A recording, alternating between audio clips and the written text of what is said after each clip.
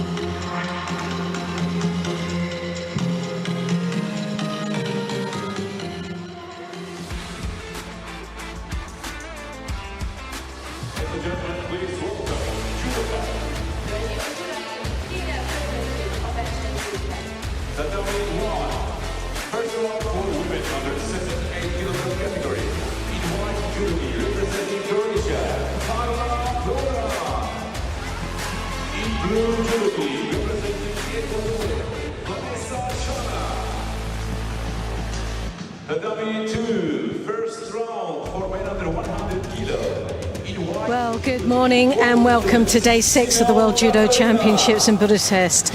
And today we were covering the men's weight category of under 100 kilograms, where there's 51 participants. And for the women, it's the under 78 kilo category, where 31 women will brace our tatami. I'm Loretta Cusack-Doyle, and I'll be covering all the action on mat number 1. My colleagues Neil Adams, the voice of judo, will be covering mat number 2, and the famous Dennis van der Geest will be covering mat number 3. So sit back and enjoy the 6th day of competition, and we've got some exciting matches coming up. Well, the first match of Tatami 1 is against the Croatian Prodan in white, and she's up against Chala of Ecuador.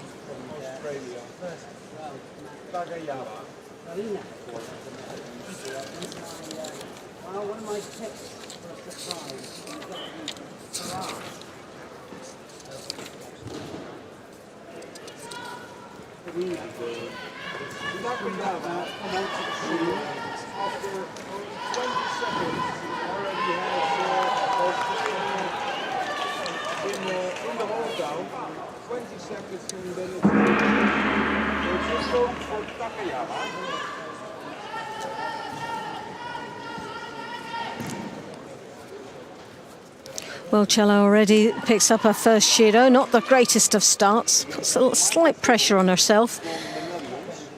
As we've seen so many times throughout this week, that these judos play a major part in the progression through a contest. Can either really it piles the pressure on the athlete themselves, but also gives full advantage of their opponent that can tactically play a match to their strengths based on the judos alone. Tatami 3, next contest. 1 minute gone. Not a lot happening between these two, but it is the first round. Both really trying to suss each other out, getting a feel of the strengths and weaknesses of their opponent and trying to get the most dominant grip before advancing into an attack. Prodan, cadet world champion back in 2015. She's 22 years of age. And hit the road running with a silver medal in Tashkent, a bronze medal in Tel Aviv, and at the European Championships last year was bronze medal in both the under-23s and the seniors. The under-23s a silver medal. So she's showing such potential as a world beater on this circuit. Chala of Ecuador, Pan American, has dominated the Continental, taken a gold medal in the Pan American Championships, but in Antalya also a bronze medalist, so shows that she also can get herself up on that podium position. World rank 20.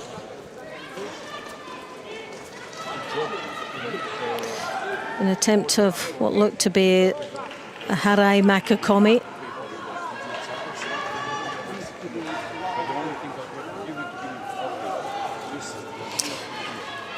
Chala looking for a really high collar grip, comes round the back, draws down on that leg as she takes her down into the niwaza, but very little action going into the niwaza.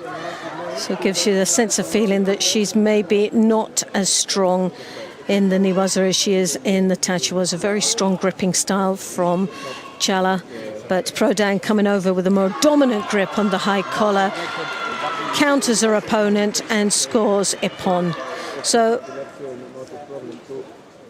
she pumps the fist there, obviously delighted to get that first one out of the way. The pre-competition nerves now finally disappears, but there's going to be a few challenging matches along the way, and we'll look forward to seeing how she progresses throughout this day.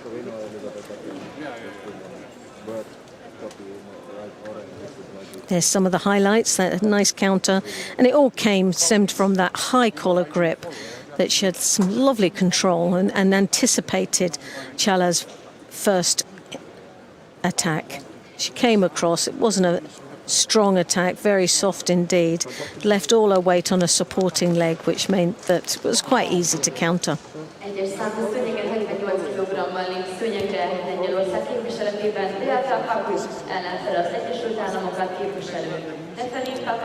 Now we have Pakut representing Poland in the white, and Papadaskis representing the United States of America. World rank 28, 22 years of age, this young American, and in the Pan American Championships, bronze medal.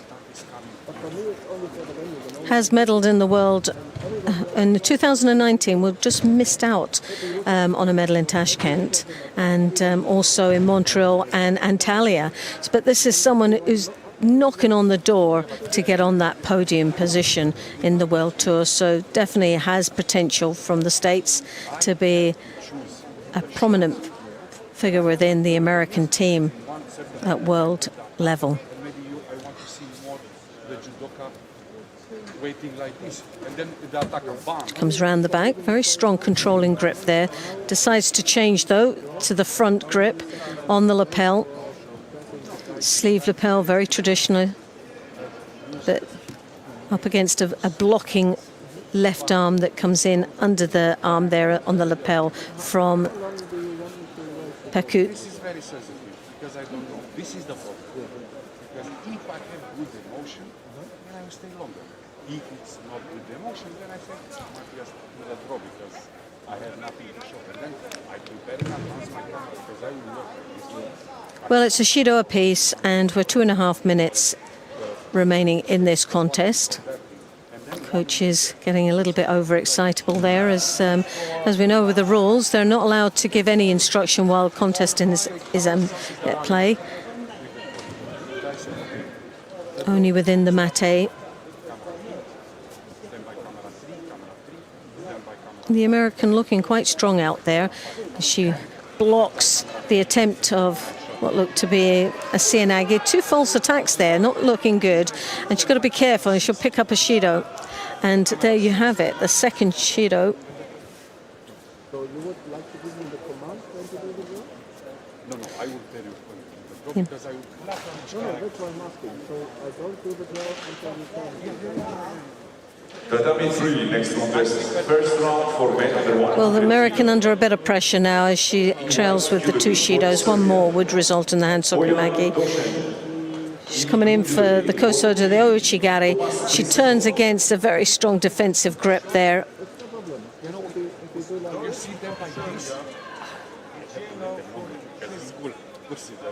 This? I'm just afraid that everyone in the stadium is going to do the technical problems, or they're going to do the draw. We can ask them to put the... What's the problem? No, but it's rolling. No, the problem is it's not rolling. When it starts to work, to have an animation with a fixed time. You know? If it would be like such a animation. Flurry of attacks there from the... Oh, the Ouchigari. Well, that was a good entry there. Had her opponent stumbling back slightly. Now, Pakut, for me, is defending quite a bit, and need to get a couple of attacks from Pakut.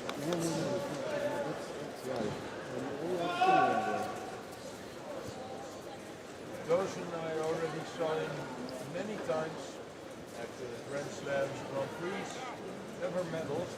The strong gripping style from Poland is becoming quite frustrating for the American. However busy she looks and tries desperately to put those attacks in, what she's up against is a very defensive left and right arm. As you can see, it opts for a double lapel grip. She comes round the back though. Had to really overstretch herself there. But she's doing a great job staying in this contest under extreme pressure of being down 2 Shidos. Now it's all back up as even Stevens here, 2 Shidos apiece. Either one of these athletes make a mistake here. So if the American keeps up the pressure that she's applied on her opponent for the past minute and a half, then she's in for a shout here to go through to the second round. Uchimata there. Pakut now trying to look for a bit loose in the Niwaza.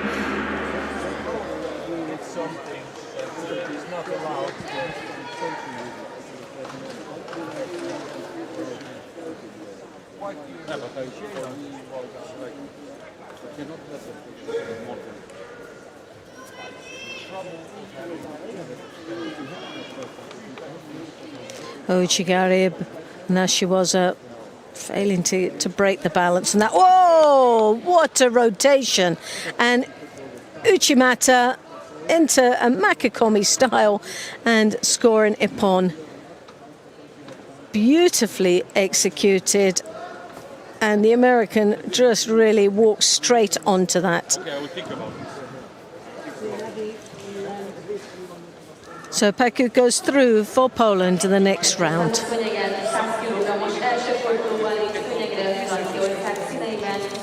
And let's see some of the highlights of that. That was a nice finish. It's always nice to see it end with a big throw like that and a convincing win rather than the accumulation of penalties. And couldn't get any nicer of a wake-up call from that as you've got. She'll be up against the #1 seed in the next round, though, and that's Malonga from France. Oh, no, she won't be. Yes, she will be.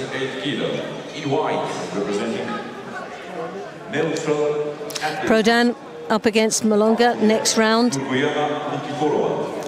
And Paku, well, she's just got to wait for this match to see who she will be up against.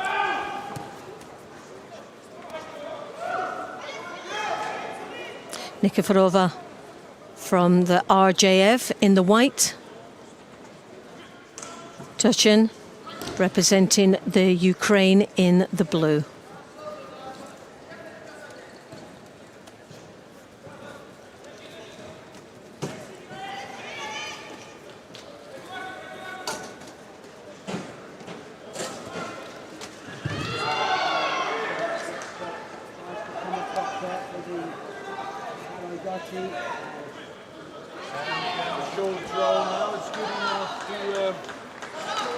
Turchin, 30 in the world ranking. Kazakhstan was a bronze medal there and 7th in Antalya.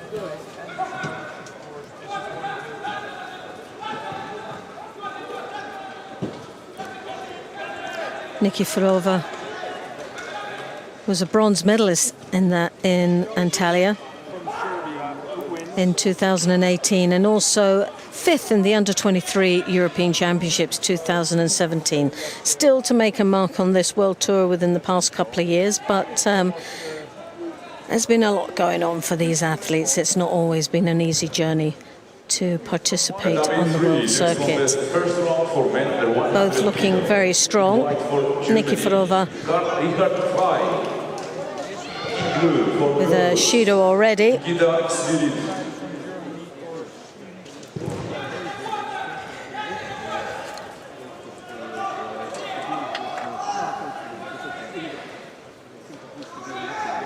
Steps across, Turchin. Turchin looking strong, steps across for that Tai Toshi.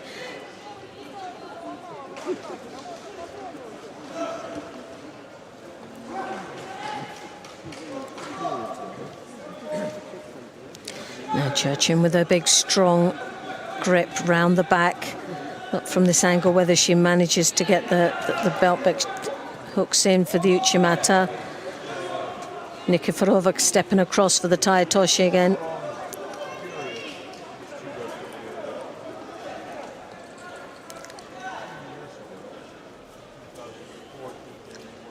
This time both opting for around the back grip.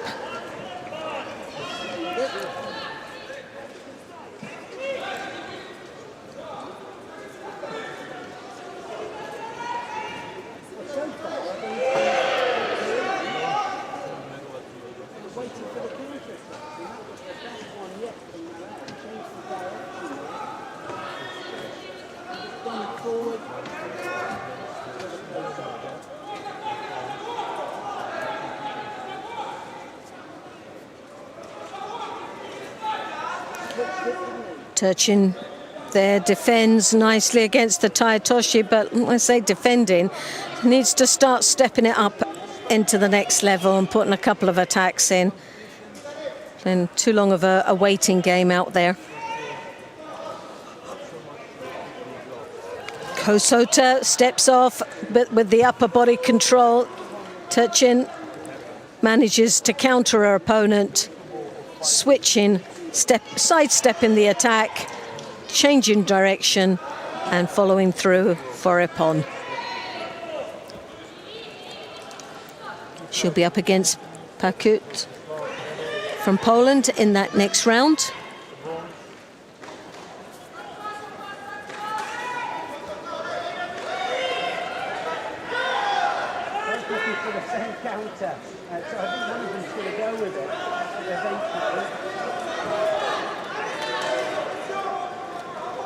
Tatami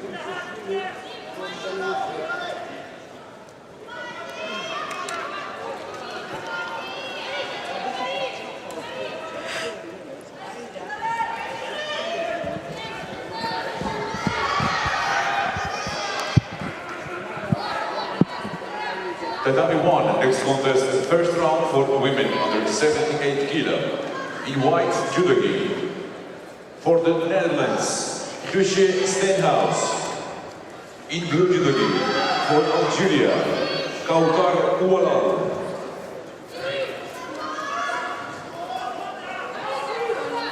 So now we have Steenhuis of the Netherlands in the white, Oualal representing Algeria in the blue.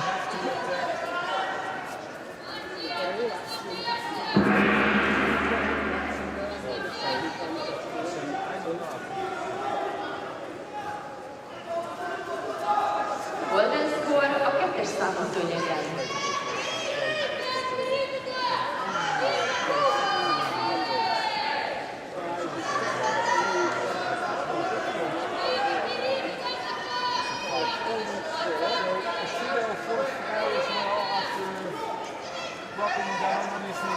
Steenhuis taking a nice controlling left hand on the lapel, but quickly dismissed by the Algerian.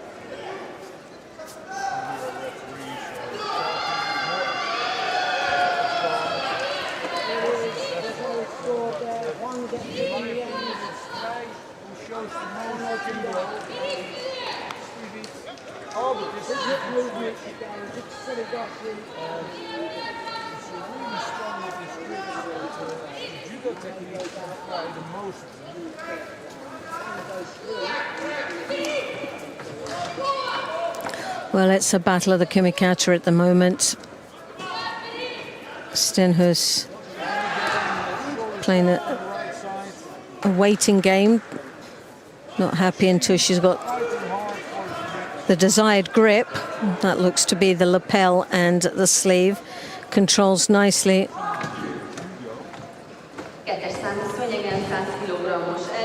Voila. Now, a desperate attempt to attack, loses control, goes down into the niwaza, and Steenhuis capitalizes on that. As you can see, very strong Tatishio Tatami.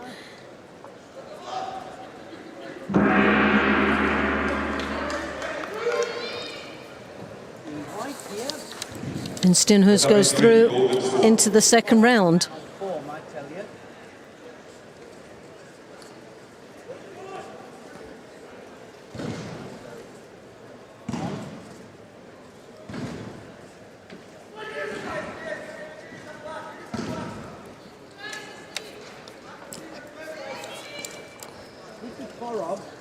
Came back after injury, and wow, he's had a run of good form. And there's some of the highlights. As you can see, the error that was made by the Algerian. Sutemiwaza left herself very open indeed in the niwaza. Didn't react quick enough, and Steenhuis took full advantage of the situation. Tied up the head there, as you can see, most important, get that control there before advancing any further, and then into the Tatishio Tatami for the Ippon.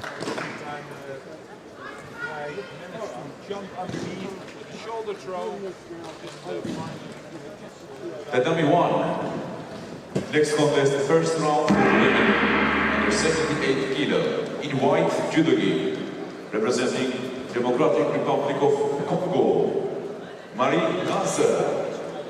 In blue judo gi, representing Slovenia, Patricia Brolich. Tatami 3, next contest, first round for men under 100 kilo. In white for Denmark, Matthias Madsen. In blue. So now we have Bransa from the Democratic Republic of the Congo in the white, and she's up against the Slovenian in the blue, Broly.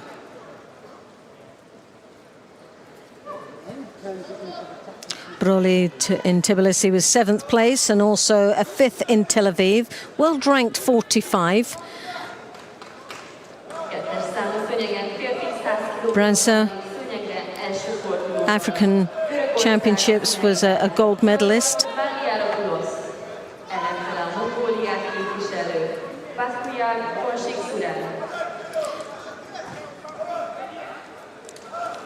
Participated in quite a few of the Continental Championships, and very strong from that region.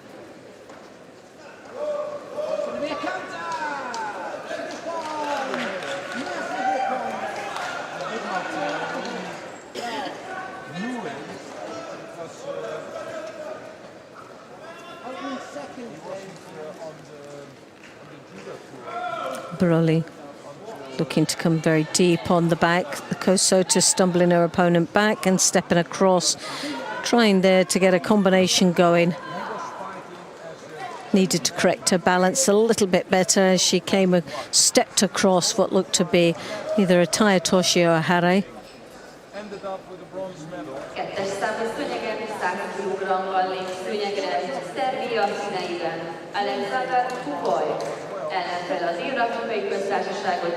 As they work their way on a dangerous area, right at the edge of the contest area.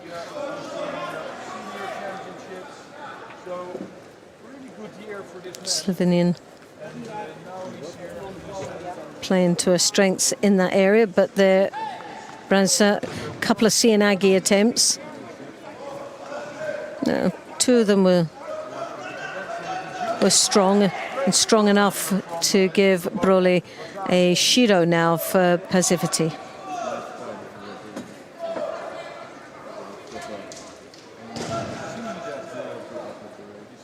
Well, misjudgment of grips, obviously not intentional.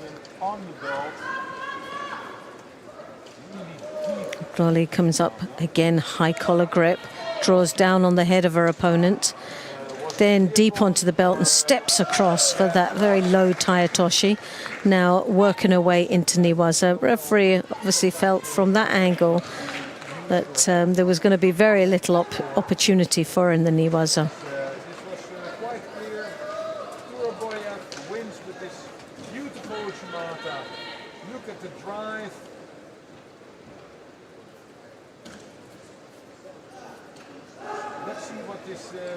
Tatami 3, next contest. Branca with the left hand on the lapel, but as you can see, struggling to get two hands on her opponent as she reaches through and just barely gets that sleeve grip. But as you can see, Broly there, high collar, lapel, comes in deep on the back, but that sleeve grip does a lot of controlling, as well as create a lot of problems for Branca. It also is a good opportunity to set up something big.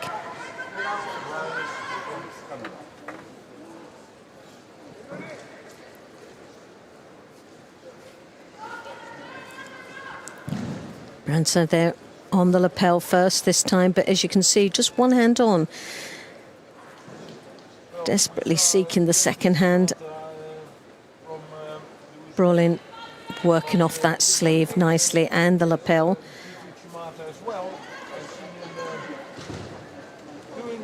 Steps across once more. We've seen that a couple of times for the very low Tayatoshi. It's literally on one knee.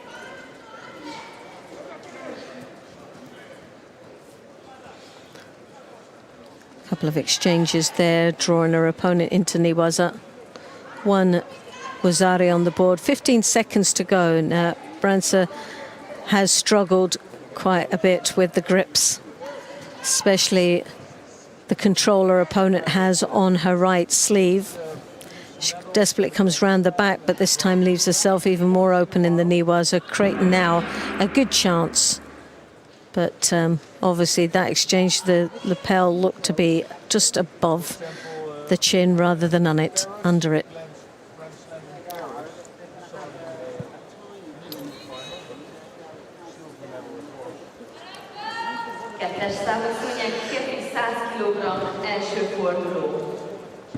And Brolin from Slovenia takes the win, and she'll go through to the next round. And that next round will be with Stenhuis of the Netherlands. Kettes számú szőnyegen férfi 100 kg első fordulón még szőnyegre az Egyesült Államok versenyzője Ellen Smith ellenfele a Lettországot képviselő Jevgenyis Borodavko.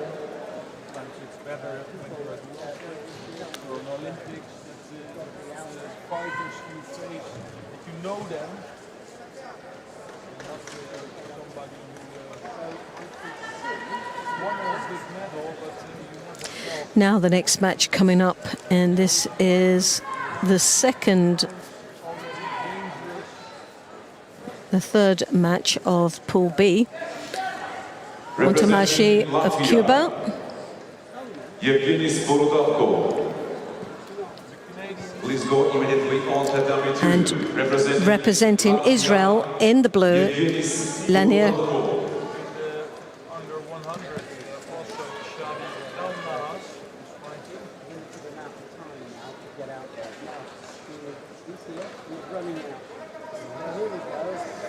Well, Ontamashi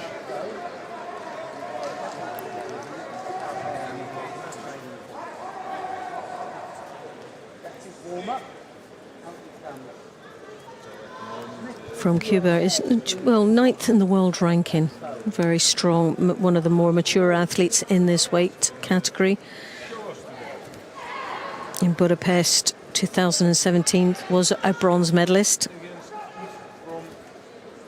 So clearly knows how it feels like to be on the world podium. Build up for this competition, well, she came second in the Pan American Championships, and she was actually beat by Chala of Ecuador in that final, who's world ranked 20.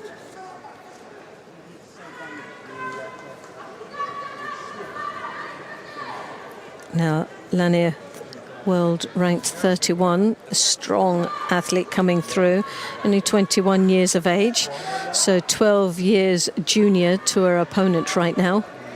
A lot of experience under the belt of the Cuban.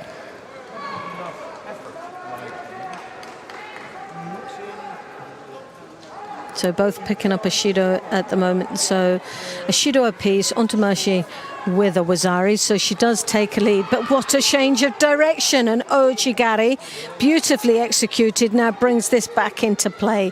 A Wazari apiece, a Shido apiece, and now this contest comes alive. Ontamashi now in trouble. As you can see, Lanier working in the Niwaza and has got the Osakomi. Now, can this be the biggest upset?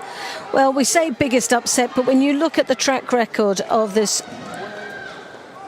young lady, she was third in Tbilisi, she was third in Tashkent, and in the under-23 European Championships back in 2020, medalled with a bronze as well as a junior European Championship bronze medal. So definitely someone that could slip under the radar here of not seeing her coming before it's already too late. And I think this is where we've got Ontamashi that has just fell a victim of this young lady.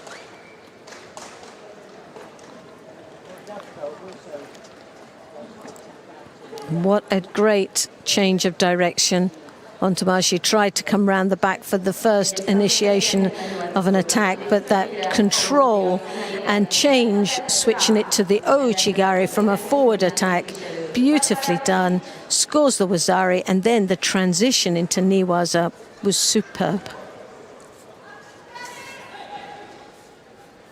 Hasn't done anything yet, Borodatko. It's been all Smith.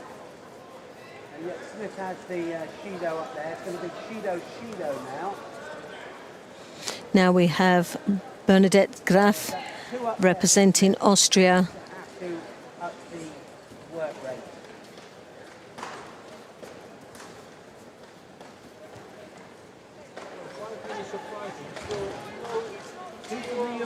And representing Bosnia Herzegovina is Barbara Sijic. change to attack the other leg of Kiev with the Haragoshi. And that did it for him. That's the score on the board. The Ippon.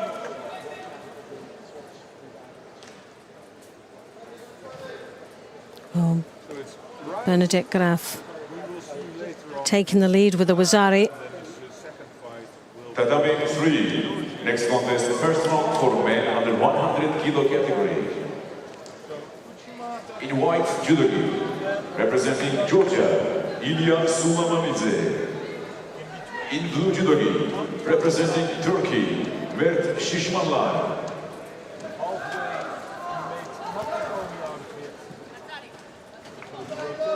And there you have it, another strong attack just on the edge of the contest area, scoring a Wazari for a Wazari Aseti Ippon. And Bernadette Graf goes through to meet the Israeli Lanier in that next round. Now can he counter? The opportunity there. The European Junior Champion, and also a silver medalist at the World Championships for juniors. There's Judo up to Big Smith. talent. We saw it in Tel Aviv and in Tbilisi this year. Tel Aviv he won a bronze and in Tbilisi he won a silver medal. Now we have representing Germany. We have Wagner in the white. For Germany, Anna Maria Wagner. In blue for Mongolia, Batpair Erdenot. And representing Mongolia in the blue, Bagbayer. Just going over for a beautiful Uchimata there, scoring a Wazari. Wagner now in the driving seat of this contest. Very high collar grip, what range, direction. Good start for the German.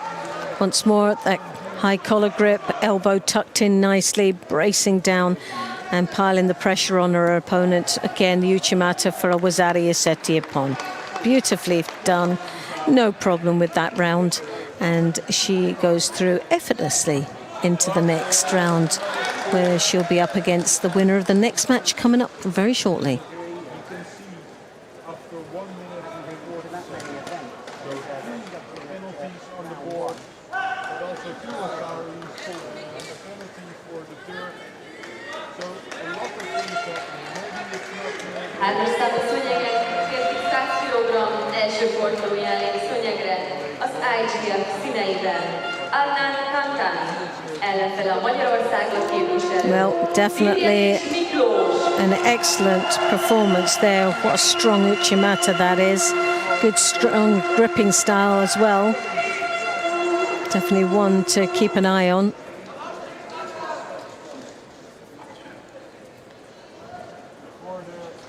Tatami 1.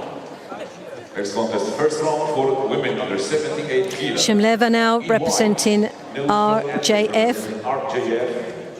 Antonina Shpilova. In blue for Uzbekistan. Iriskhon Kurmanbayeva. And in the blue we have the Uzbekistan Kubabev.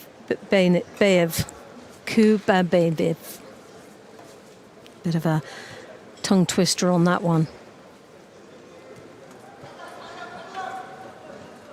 Look at the foot through first, and then he'll go again. Oh, and he just gets through it. He doesn't quite get the landing there. He's almost there. He doesn't quite get the landing for the score. But let's see his score for this second.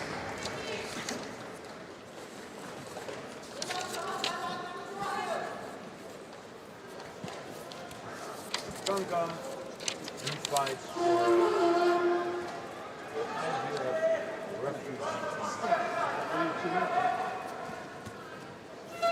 Tapping the front leg to got to get to change position before you go in. Especially against an opposite.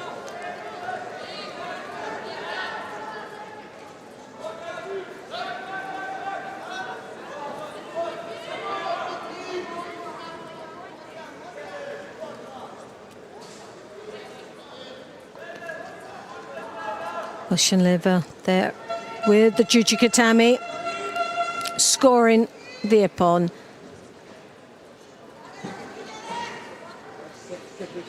Kubanbeva found that a very challenging match against the strong opponent. Made the mistake in going into the Niwaza, which is always a difficult one with the Russians because they are very, very strong indeed. An attempt of an Tachiwaza attack went down into the Niwaza, and here nicely executed the Judo Tatami for the ippon. Tatami 1. Next contest, the first round for women under 78 kg category. In white judo gi, representing Brazil, double Olympic bronze medalist and double world champion Mayra Aguiar. In blue, representing Belgium, Sophie Berger. So we have Aguiar representing Brazil in the white and Berger representing Belgium in the blue.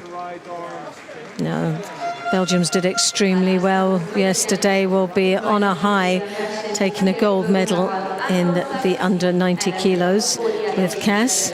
Great result for that young man and for the team as well. Putting them firmly in a very good position on the medal table overall.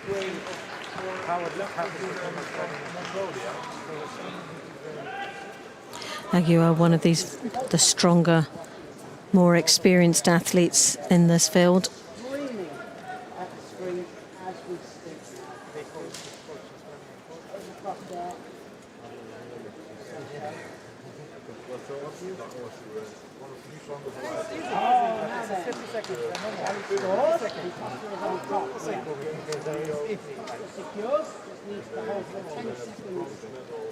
I say the same to them.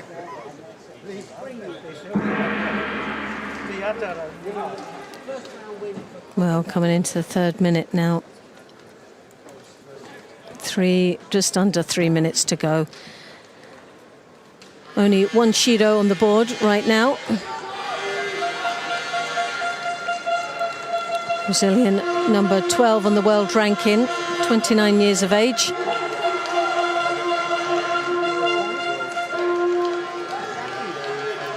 Recent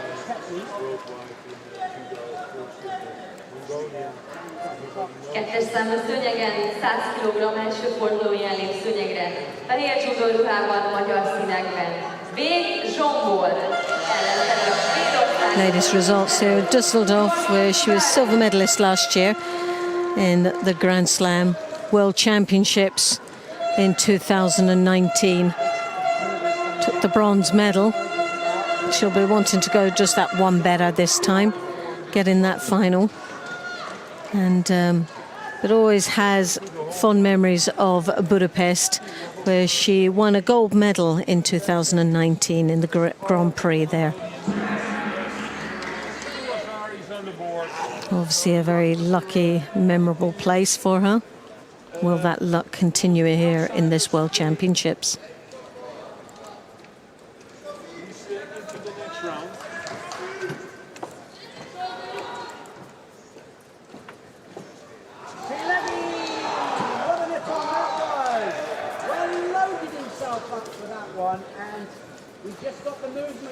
Well, Aguiar with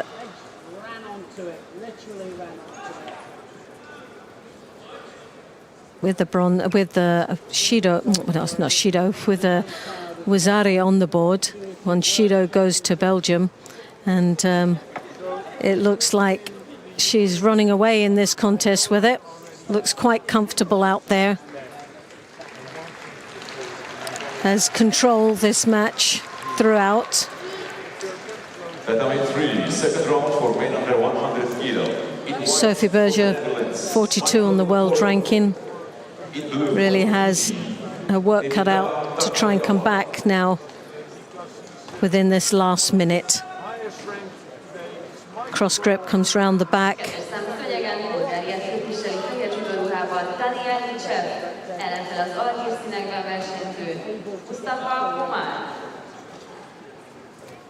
Cianagi there for the Brazilian.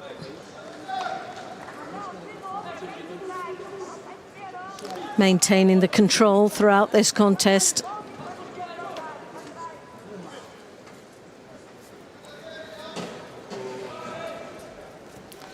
Sophie, 24 years of age.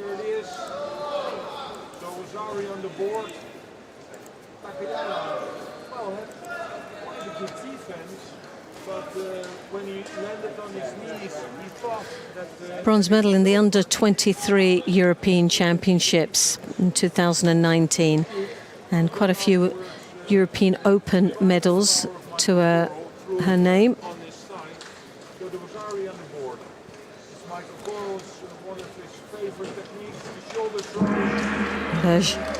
Berge with 2 shidos, and the time runs out. The Brazilian takes the win with that Wazari, and also was never looking like she was out of control in this contest. Always had a strong, firm handle on where she was going and what she was doing there.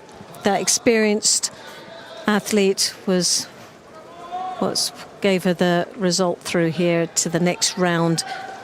She will be up against the winner of the next match coming up, which I think will most probably be a little bit more challenging. And she'll be up against Verkerk of the Netherlands. In white, judogi for Estonia, Grigori Minashkin. In blue judogi for Brazil, Rafael Buzakarini. Egyes számú szőnyegen Hollandiát képviselik fehér judoruhában. Martin Verkerk ellenfel a Csehországot képviselő Alice Matejkova.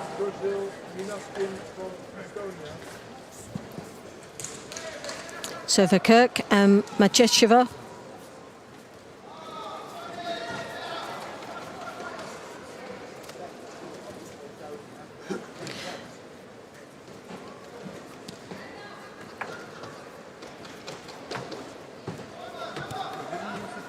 Machecheva there, trying to desperately get 2 hands on her opponent, struggling a little bit against Verkerk, who's already drawn her opponent in there. She's got the lapel firmly in place, and also that sleeve grip as she comes at a side angle.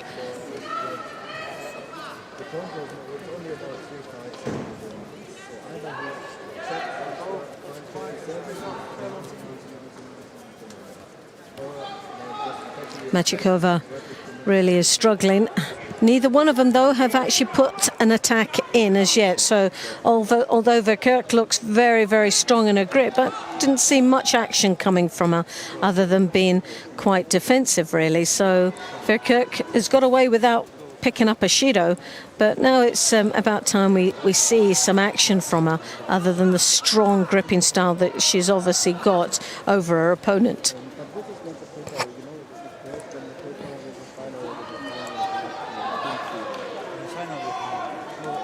Machekova from the Czech Republic, as you can see, doesn't seem to have any answer against that very strong left lapel grip that Verkerk has.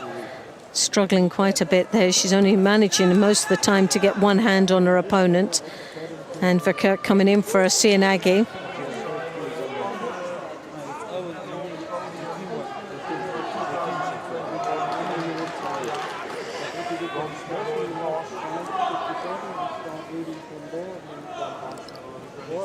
Two and a half minutes remaining in the contest. Only 1 shido on the board right now. Verkerk defending the Cianagi off Machekova.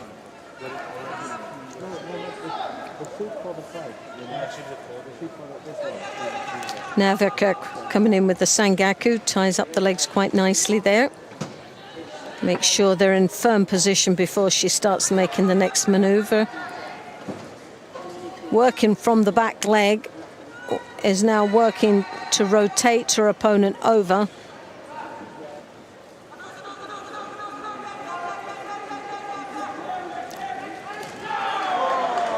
Well, I think there was so much concentration on the back leg that she actually forgot about the upper body control. I felt if she'd taken the shoulders over first and concentrated on the Sangaku itself. But there you have it, the arm lock as well. So there's a few options with that Sangaku turn. There is the Sangaku turn over. You've also got the Sangaku Jimmy, but then from there you've also got the arm lock as well. So if one doesn't succeed, try again. And that's exactly what Verkerk did. She kept persisting with the movement, and it paid off at the end. Tatami 3, next contest, second round for men under 100. She'll be up against Aguirre for Brazil. For France, Alexandre Ilir. Well, I think the dynamics of that next match between those two will be very challenging. I don't think she'll have her own way as much as what she did in that first round.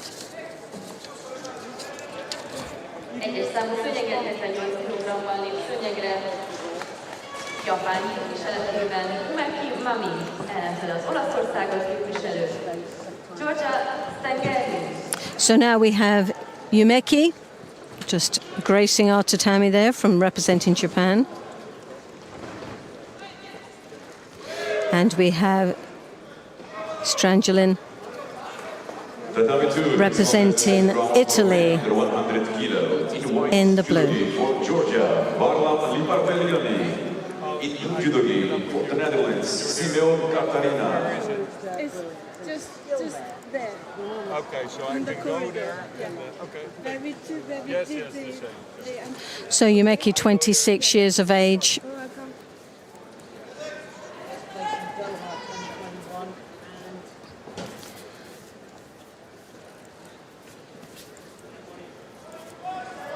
World champion back in 2015. Also has a silver medal in the World Championships.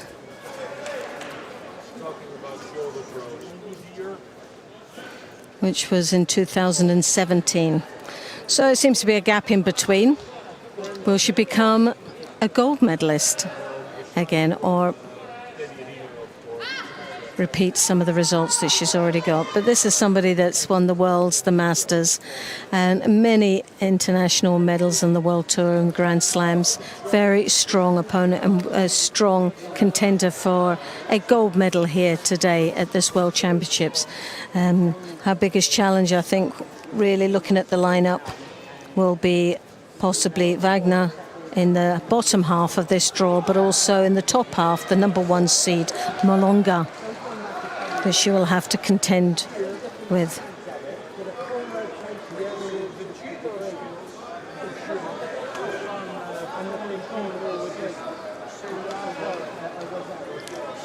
Stangelin really has an uphill battle here against her Japanese opponent.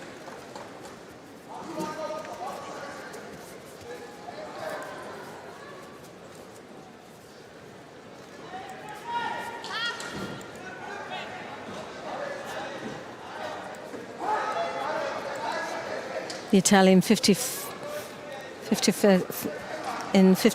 position of the world ranking.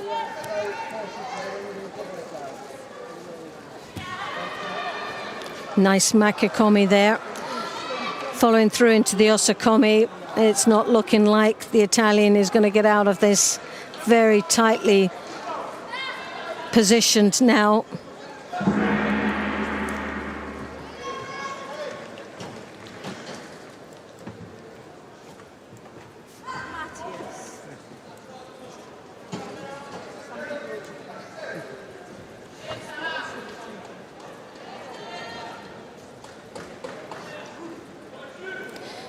Yumeki now takes the win, and she will go through into the second round in the first match of Pool D. So who should be up against it? Well, we'll just have to wait and see. In the next match, we'll make that decision. Now this is a turnover that Lipitiliani does. His new has a specialty and he scores a lot with it. Turns it into the huge judo technique. Now look at this. And there's some of the highlights. Beautiful judo. And that control, as you can see, not only on the wrist, but on the upper part of the body.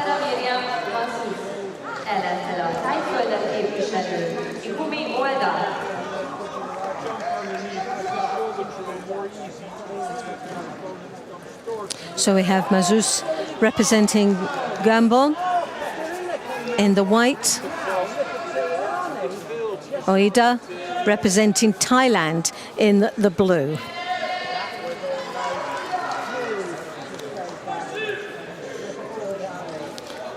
Mazus 32 on the world ranking.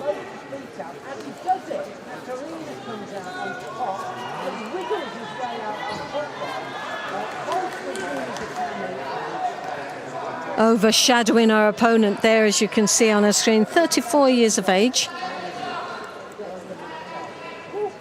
Again, another mature athlete in this competition. The African Senior Championships last year was silver medalist, as well as in Dhaka in 2019, African Open, a bronze medalist there. A well-familiar face on the world circuit.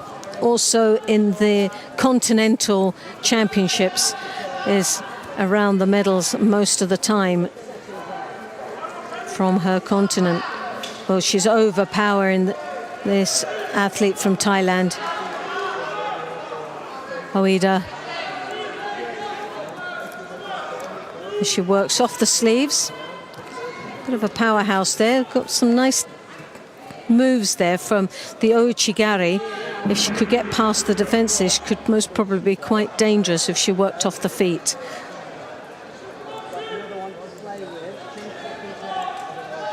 Golden score, Tatami 3.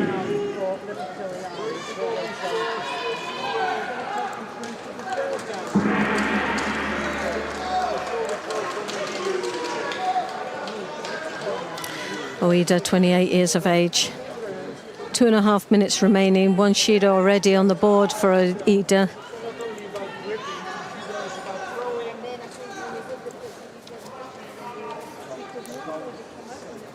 Best result from this athlete is in Hong Kong Asia Open Championships 2018. She picked up a bronze medal, as well as the Asian Games in Kata.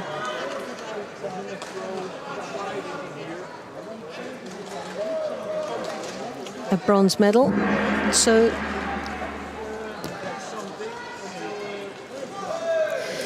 but the strong, long-limbed athlete from Gabon, Mazus, was just too overpowering for her, and Mazus goes through into that second round up against Umeki of Japan.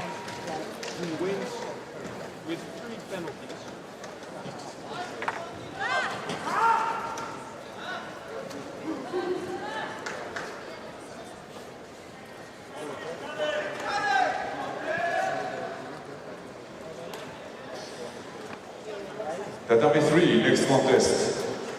Second round for men under 100 kilo. In white judogi for Serbia, Bojan Goshen. In blue judogi for Germany, Karl Richard Hai.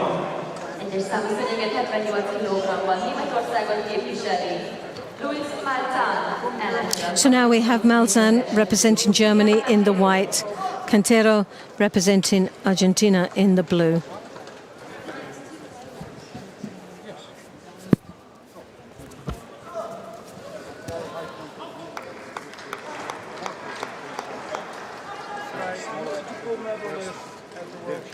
Well, Malzahn right out, sharp as you like, came in there, dropped right underneath, but as you can see, fell over the other side, but nicely controlled.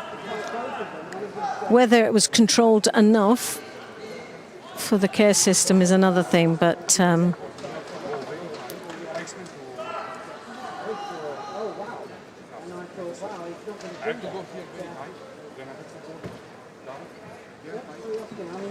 well, they didn't feel that it was controlled enough for a palm, but they've downgraded it to a wazari, still enough for a score, which definitely changes the dynamics of this contest. And Cantera really has it all to do, has to step this up a gear or two. But again, finds herself on the receiving end of Malzen's attacks as she works her way into the niwaza, digging in deep, looking various ways, whether it's the turnover or looking for the shimiwaza. A little bit sort of scrappy down there, and Cantero doing well to defend as much as she did. 3 minutes remaining in this contest. Malzen comes round the back, off the belt. Was threatening there on the edge of the contest area. Cantero just having to defend and battle through on the edge of something that was quite dangerous.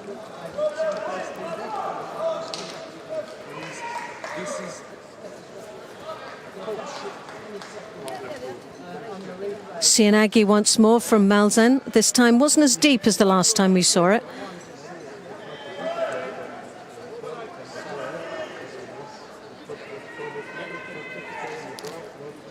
Cantero takes first shido. A bit of a warning to say, right, you've got to now play your part in this contest. Easier said than done when you're up against a very strong opponent, such as Malzen from Germany.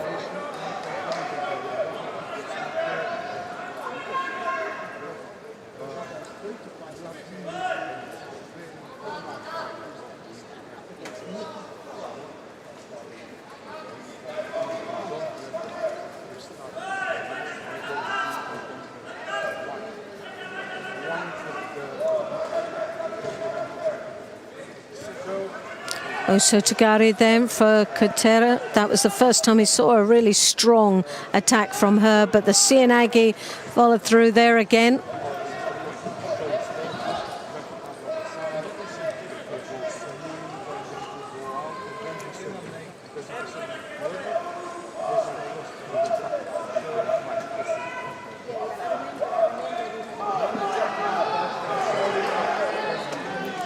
Well, they work off those sleeves. Malzen controlling, but comes in with that one. That was a very poor drop there, and I think they'll give her the benefit of the doubt this time. She's been using that Sianagi quite a bit. That's become predictable, but there's the Makakomi, and there's the Wazari Yaseti Ippon. So for Malzen, a couple of moments where she needs to sort of fine-tune her entries. Couple of attacks in there unnecessary, just an overworked of that Sianagi, which Cantera sometimes was able to control, but that was all she was managing to do, is trying to control from getting thrown at that time. So Malzen, a convincing win, and will go through to the next round, where she'll be up against the winner of the next match coming up.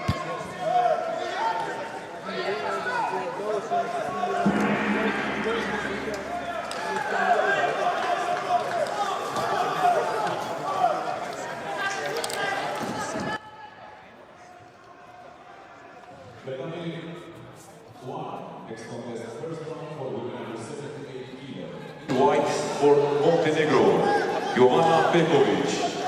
From Montenegro now in the white, Prekovic in the white, and Leon representing Venezuela in the blue.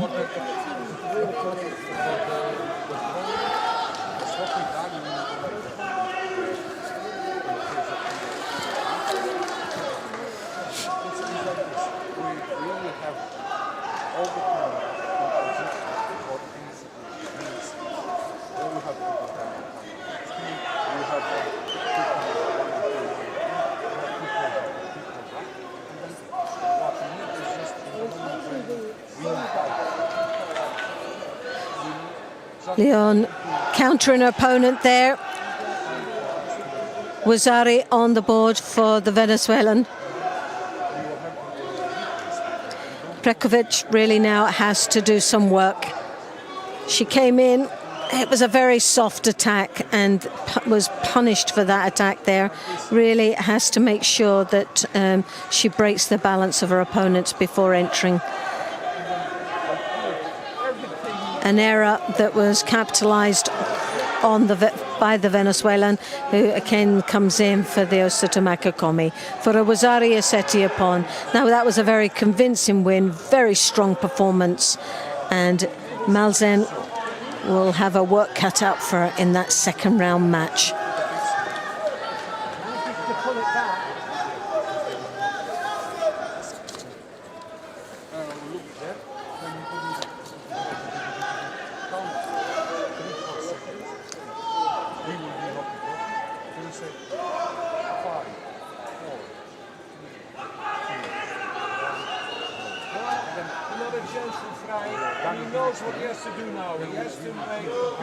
Egyes számú szőnyegen női 78 kg-val lép szőnyegre, fehér judo ruhában.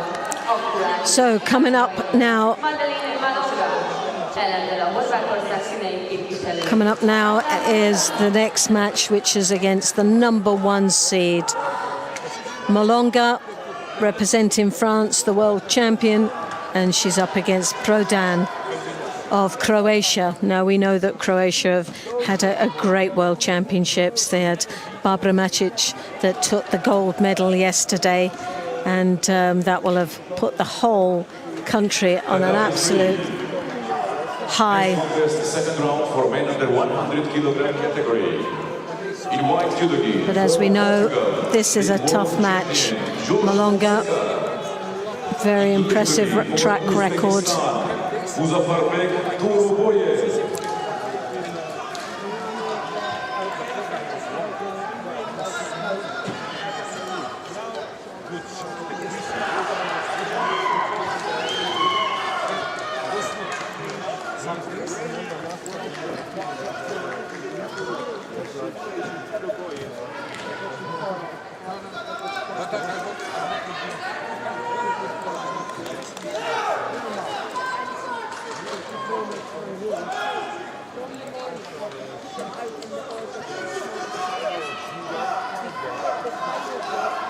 Well, Prodan with that cross over the grip was, Molonga wasn't sure what to.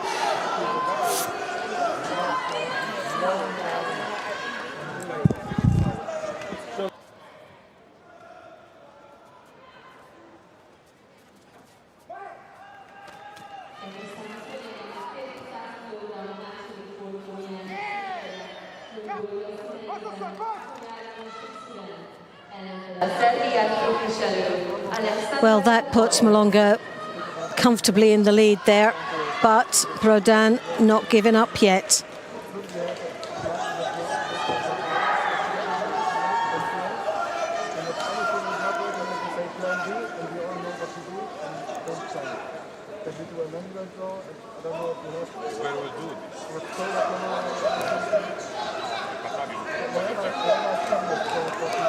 So Molonga, Wazari up, 2.5 minutes remaining in this contest. Still plenty of time though for Prodan to come back. She comes high on the collar. Molonga works with the feet, the Kosoto, the Ouchigari, the Uchimata combination. Prodan looks for the counter off that Uchimata. A couple of very soft attacks from Molonga, so she's got to be very careful there, especially when Prodan's got an excellent counter, and she'll be trying most probably to set that up against Molonga.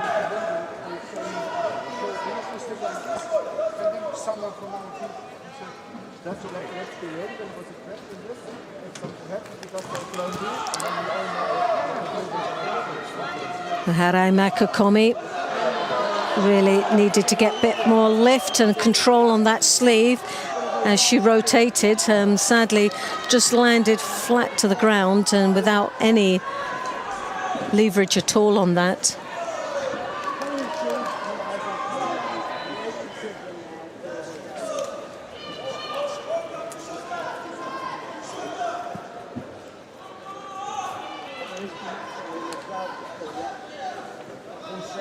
Both opting for a lapel grip. Head to head now. Prodan drawing her opponent in. Malonga defending off that sleeve to avoid the rotation.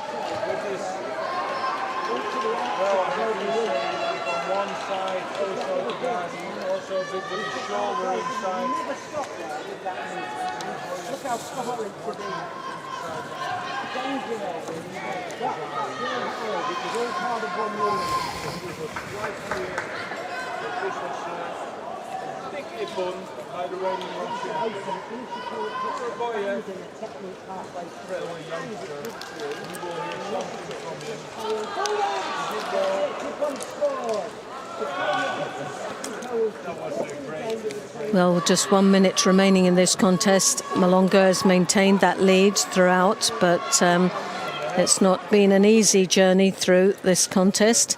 Has had a few challenges. And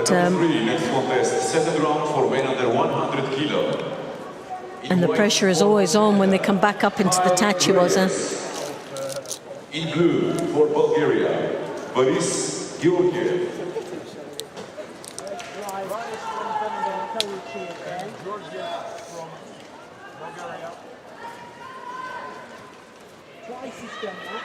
Deep over the belt, Prodan, but not the ideal position to be in the Niwaza as the clock ticks away in the favor of Malonga.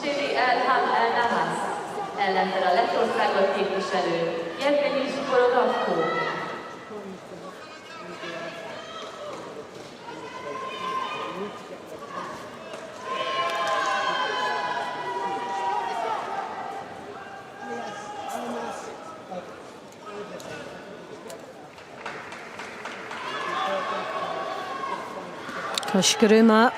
Whoa, is this oh, that was so close. That was a great opportunity for Prodan. I think that maybe is possibly a last chance unless Malonga does something daft here and with two shiros up on the board and gets another penalty. But she really is trying to back out the back door on this one. And Prodan is piling the pressure on if she can get another attack in. But time wasn't in her favour for Prodan. But what a gutsy performance from this young lady. And Malonga seemed to really struggle right from the beginning. She got that Wazari and seemed to just struggle even to hold on to that. So maybe it's the first match that she's had to contend with today that has caused the explosion of the lungs, but and maybe we'll just start seeing her warming up nicely as she goes through the day.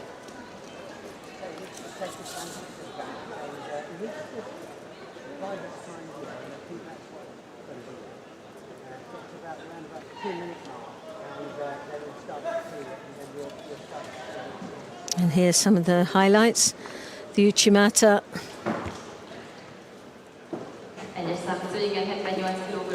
But there was the Koshiguruma off the head there, continued to rotate. Whoa, that was so close. Paku representing Poland in the white, Turchin representing the Ukraine in the blue.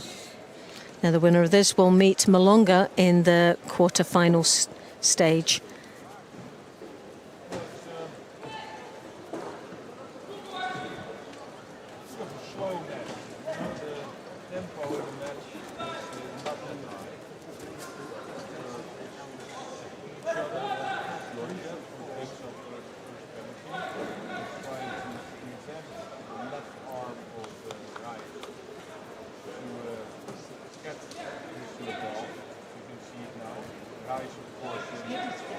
Playing a bit of a dangerous game on the edge of the contest area. Churchin with her back to the edge of the mat. It's not always the ideal position. Pakut pressurizing her there. Just the first minute gone now.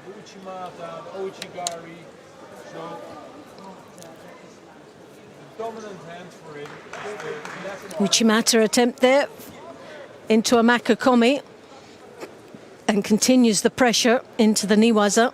And we know that the Polish are very strong in their niwaza, very technical down there. So Turchin has got to stay very focused and also very strong in her defences in the niwaza. She's got that leg at the moment, and but as you can see, Paku's got that arm there, and as she tries to draw that out, that leg might loosen up, but focus has got to be in keeping that leg. Turchin rotates to the front, managing to break the leverage that Paku had on that Jujikatami, and but picks up a Shido.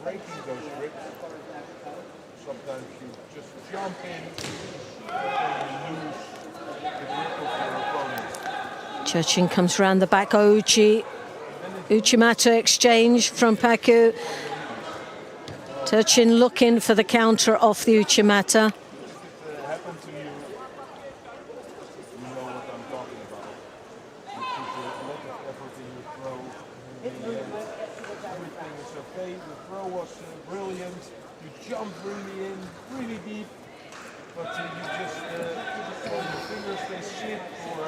Off the belt there. Turchin looks always strong when she gets that belt grip.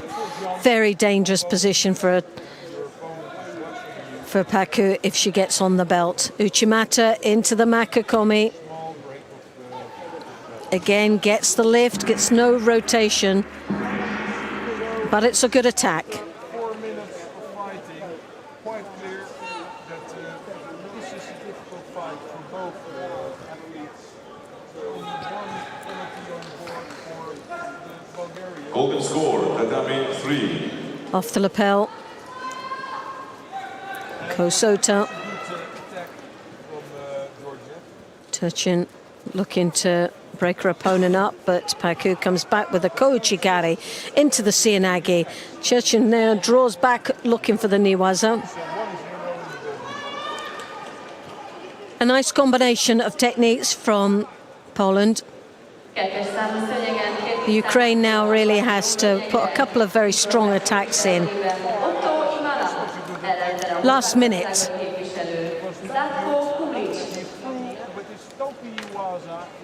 Favorite technique from Uchimata, he threw Georgia flat on his back after 24 seconds in golden score.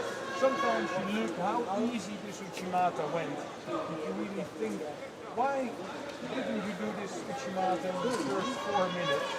Of course, then your opponent is still stronger. Well, this contest has always been about the good gripping styles that both these athletes have. They're very strong when they get their desired grip. Turchin, when she comes over the back close to that belt, becomes very dangerous. She has those long levers to be able to come from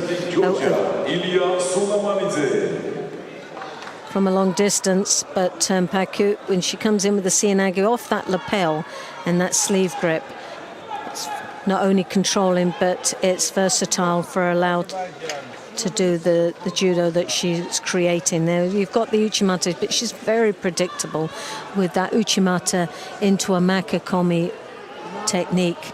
You would feel that she'd maybe open it up and change direction slightly. It's predictable enough that Turchin is ready for it each time and can defend quite nicely. The size of the athlete she is, she's very powerful, and if she has the forewarning of which she does every time, the Sianagi and the Makikomi, then it's not going to work for her. So there needs to be something to set up. There's a hop there with the Uchimata, change of direction, and Turchin looking for the counter.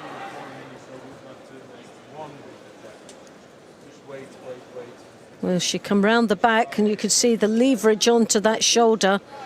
And there you have it, was a Wazari. It was just about.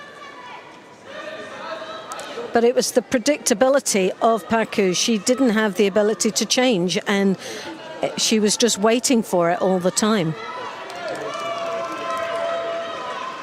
So Turchin takes the win, although she was really struggling from the word go. She built up on 2 shidos, but the predictability of her opponent was worth playing the waiting game for that counter.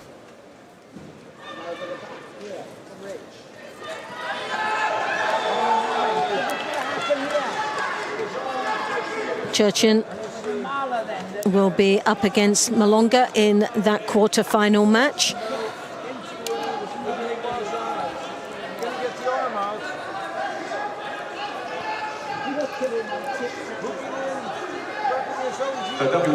Now, Pakut will be pretty disappointed with that because she did lead all the way and she dominated that match. It was just that she just didn't have the ability to change tactics.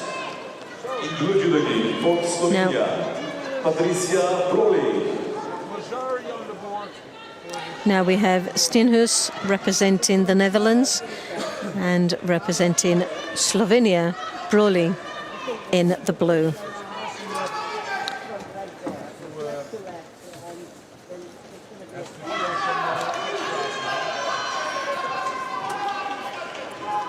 The winner of this will take a place in the quarter-final stage of this competition.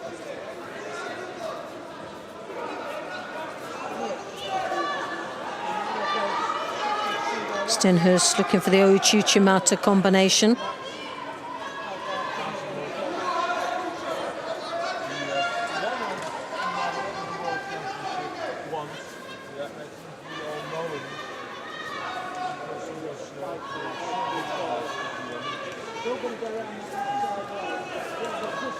Stenhuis looking for the left-handed lapel grip, hooking in.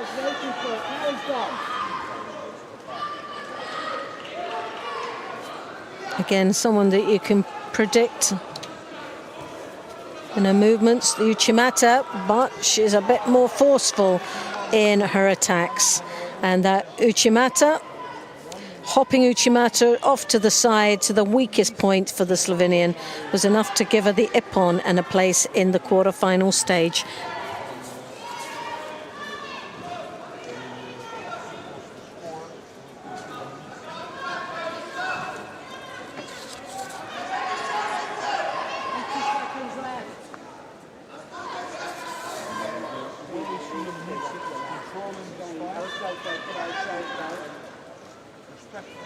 Nice direction. A couple of times she went forward, but this time she just hopped off to the side. Totally breaking down the balance of her opponent. Nicely executed, well controlled, and a powerful finish.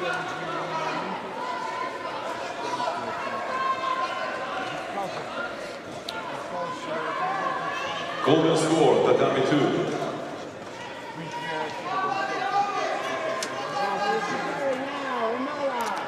Now representing Israel, Lania in white, and she's up against Graf of Austria in blue. Now this is an Ouchigari specialist with a Kouchigari specialist, and there you have the Israeli scoring ippon with the Kouchigari. Now we saw that earlier on. Ouchigari, she defeated her opponent with the Ouchigari. Now she's got the Kouchigari that she's an expert with. And my goodness me, she's running through these opponents very quickly indeed.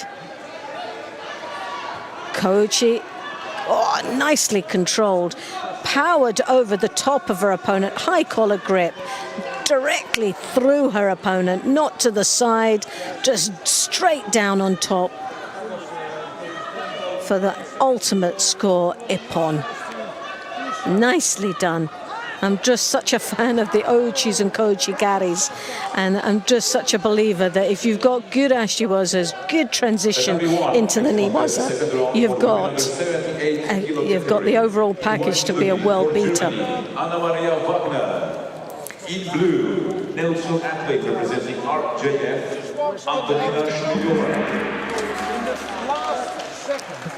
We've got Wagner here representing Germany in the blue. Shemeleva representing the RJF in the blue. he was playing his cards in a way unbelievable for me. So it's a few seconds on the board where Rosari up. Árvasztál a szőnyegen, férfi 100 kg-os második fordulón lép szőnyegre, Magyarország színei. Wagner trying to work away in the niwaza there. She's got that arm hooked, whether she can pull it out there, rotate. Trying to think, she was actually looking for the shimmy waza as well. I think that arm not only was under capturing her opponent's arm, but it was also capturing the lapel. So it looked like she was levering for the shimmy waza. In blue for New Zealand, Jason Coster. First time we've seen a Damian. How easy does he make that? On outside. Against Costa, Siriani Mata. the Hungarian side. First round match. Shimaleva looked quite dangerous there with that Makikomi. She came over, wrapped the arm over nicely, very tight when she started to rotate. Wagner defending just that little bit too much now, has picked up the first Shido. Bit of a warning for Wagner.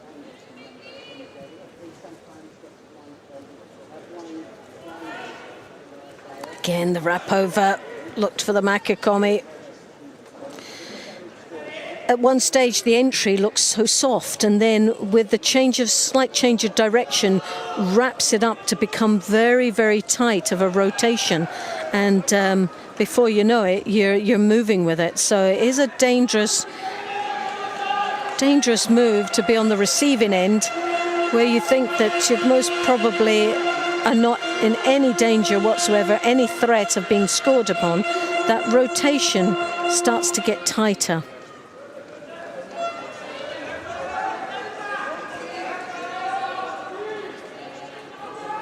Again, she comes over the top.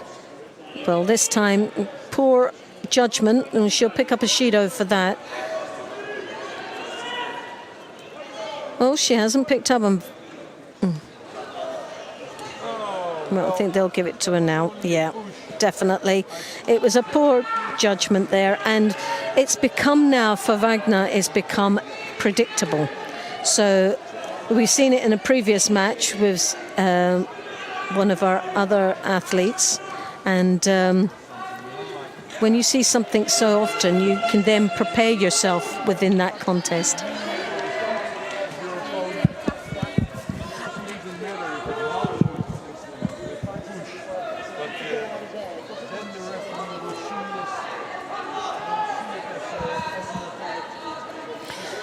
Well, it's slightly changed, but again, a disaster for her. She came in for that Tomonagi and picks up a second one for a poor judgment. Needs to really break the balance up. She needs to set it up better. At this moment, it's so predictable. You could have seen that and timed it with an egg timer. It was that slow, and Wagner could really sort of dismiss it like she's just done that Seoinage as well, without really having to do too much. She's just having to be a strong gripper, in control, and Shimaleva is doing all the work for her.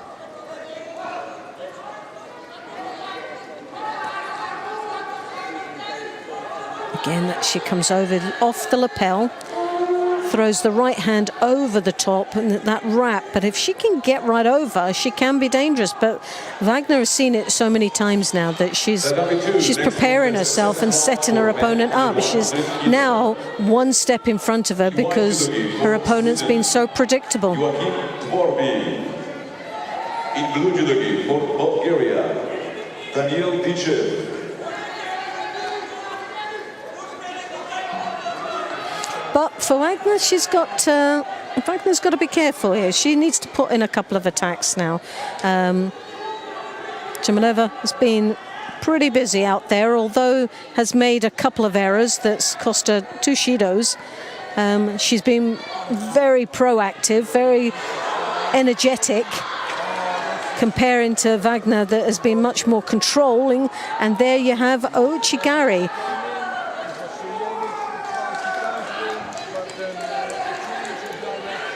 So she came round the back, cross grip on the sleeve, and hooked in with that ouchigari. Took away any defense from Shimileva to avoid being thrown, and scores Ippon. Well, 1 second to go. She really worked through that contest, but not at any time did I feel that she was in danger of being beat at all.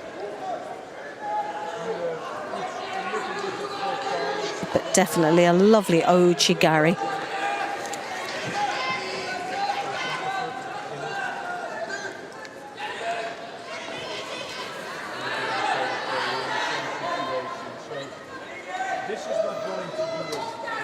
Tatami 1, next contest, second round for women under 78 kilo.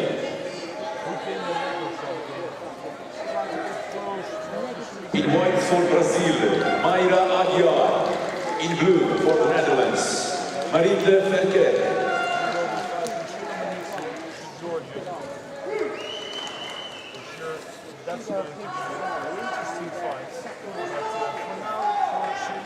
Mayra Aguiar representing Brazil there in the white, and she's up against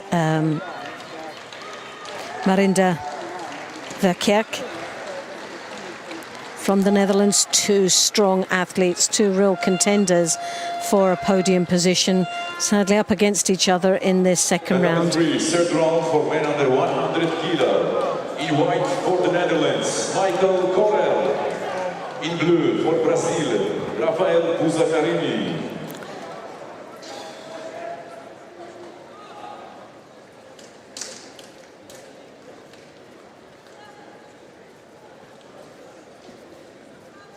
Shoulder throw by Buzzacarini. So would she attempt from Corral? Strong fight for the grips. You can see this.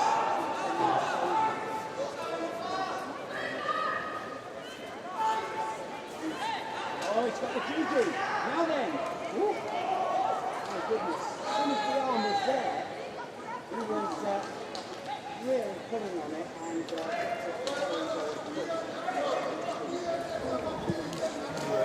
Guys helped each other so many times. Well, it's an intense match, there's no doubt about it, and there's two athletes that you really couldn't divide them apart. Both very strong in very different ways, but both, as you can see, good, strong kumikata. Tatami 2, next contest, third round for men. Aguiar works well with the feet. She's got the sleeve grips there, Verkerk. Slightly frustrated with that, but the Olympic and world medalist. difficult to come past the defenses of the Brazilian. But with sleeve grips like that, the only option you have is either a sodi attempt or you've got your ashiwazas, and neither at this moment are working. Unless you're really gutsy to explode into an attack. And at this early stage, I don't think either one of them have actually set themselves up to do that. Verkerk has struggled with the grip. She's two shidos down. And somewhere along the line, a sodi attempt there. She gets the hips in. She got past that defensive gripping style.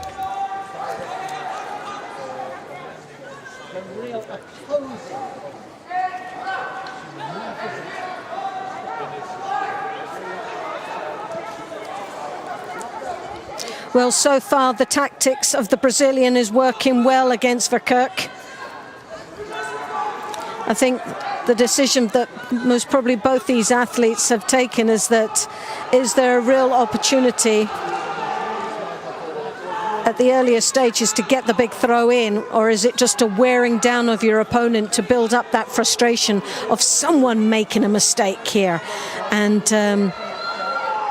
still Aguiar defending nicely, but again, I say defending, she has to put in a couple of stronger attacks, and Verkerk is piling the pressure on, and rightly so. Verkerk is down two shidos, and one more would result in a hansokimaki, and she doesn't want that. The experience of the athlete that she is, she needs to open up, and I really just feel she's one of these athletes that it's all or nothing. She's going to go for it and open up. And when she does that, the pressure would be on. And now we see the pressure has been on the Brazilian. And she has now evened this up by taking her second Shido. So now we're 30 seconds in, a half a minute. And now it's about who wants it more and who's actually going to go for it, who's going to be gutsy enough to change the tactics that they both started off with.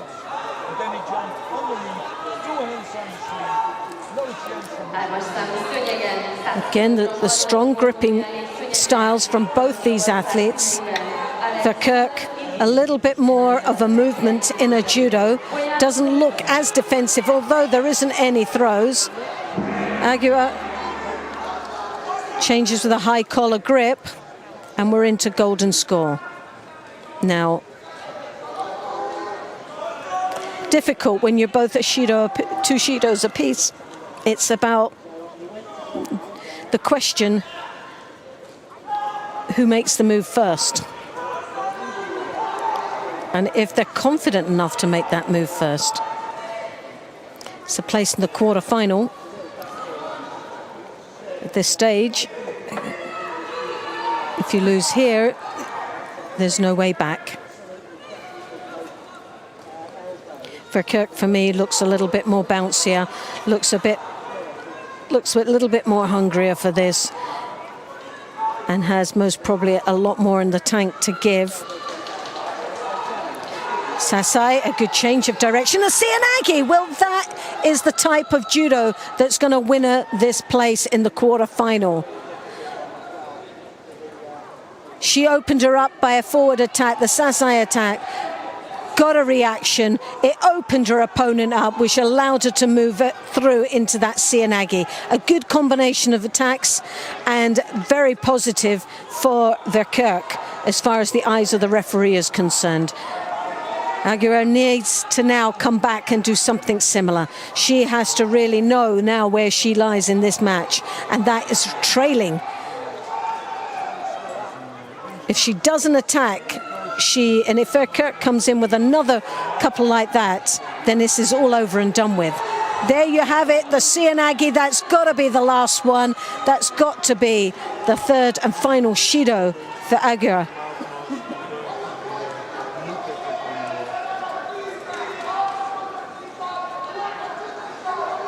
Well, they're going to give her the benefit of the doubt on that one.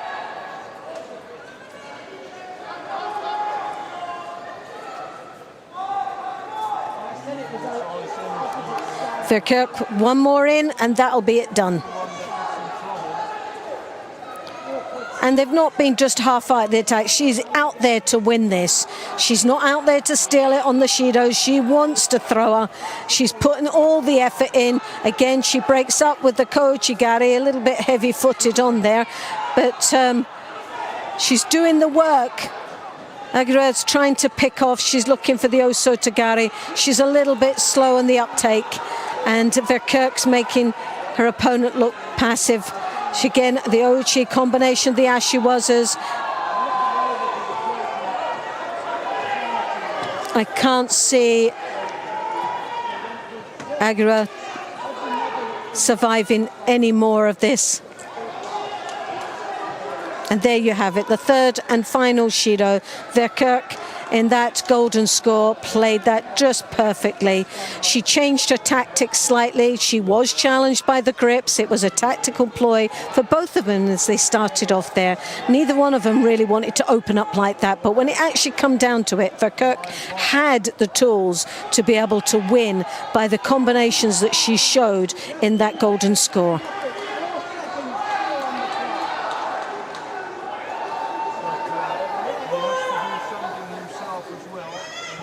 Tatami 1, Prix for disinfection.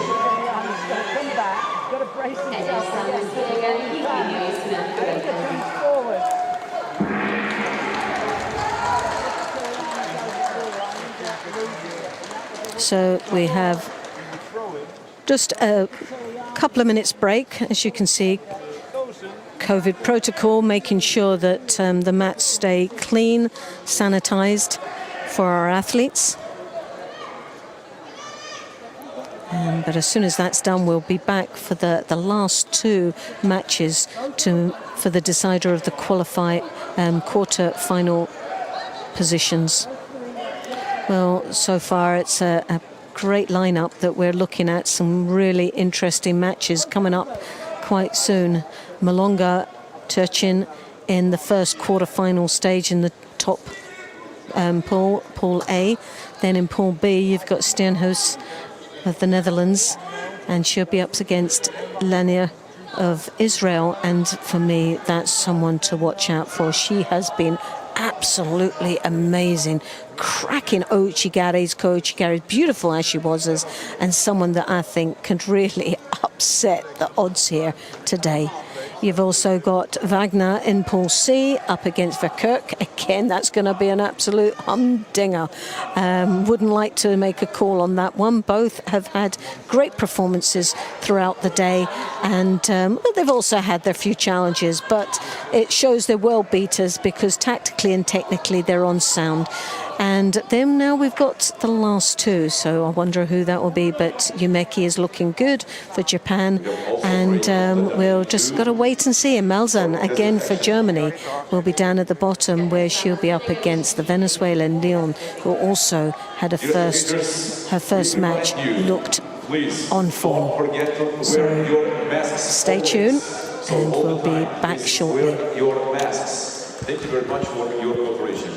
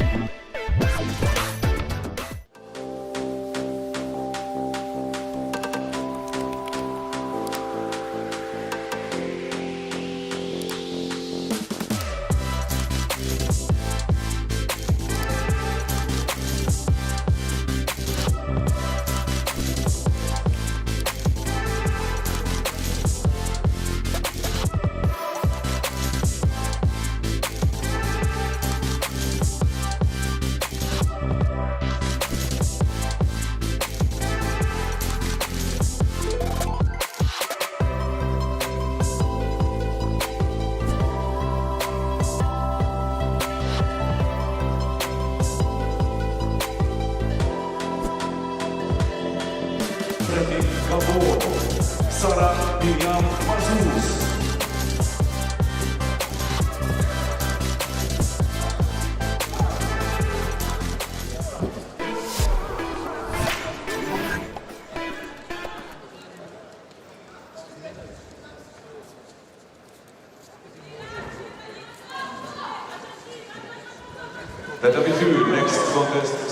So we have Yumeki representing Japan in the white, Mazouz representing Gabon in the blue. This is for a place in the quarterfinal out of the first match of Pool D.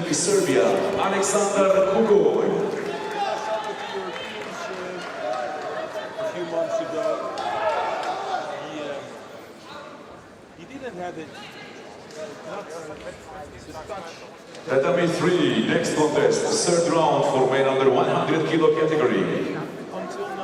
In white judogi, representing Georgia, Ilya Sulamanidze. In blue judogi, representing Mongolia, Khagbasuren Otkolbatan.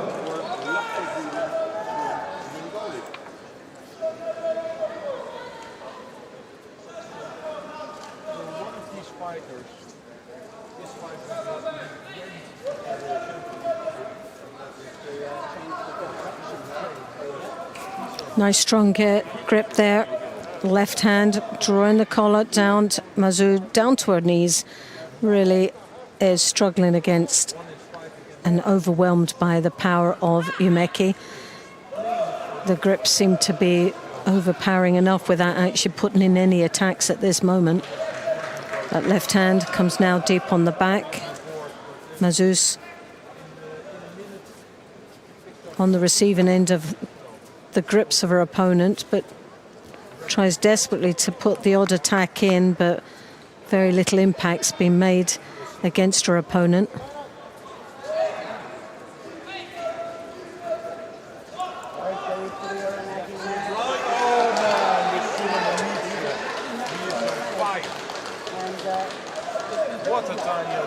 Oh yes, what a finish there. Well, it just seemed to be a matter of time. She had the grip, she was just waiting for the right moment to put the ultimate throw in, and that's the ippon. Wasn't looking for anything less than that.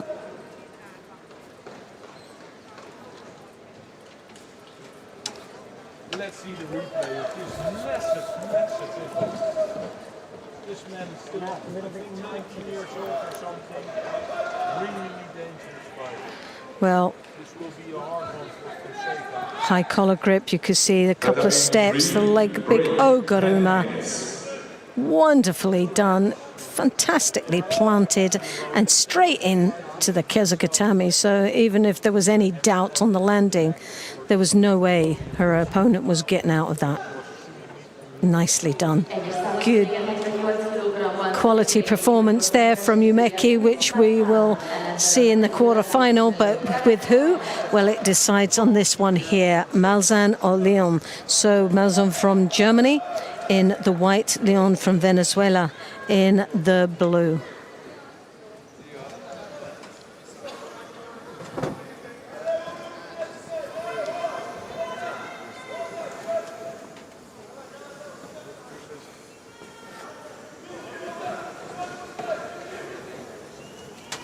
Well, Malzahn has had a steady progression through the rounds here at this World Championships.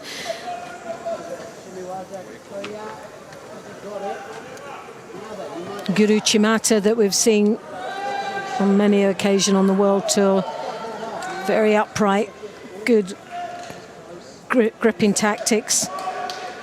But Leon, for me, she's a stylish athlete that's got some good tachiwaza techniques, especially with the ashiwazas, which makes her very dangerous indeed. Something that you just have to stay focused on. Can't for 1 second lose there, and that's the sort of judo we're talking about. Malzahn came in for the first attack. It was a soft attack, left herself a bit vulnerable with that counter, and Leon just capitalized on that. She was coming in, but well, I thought it was Venezuelans. Didn't think it was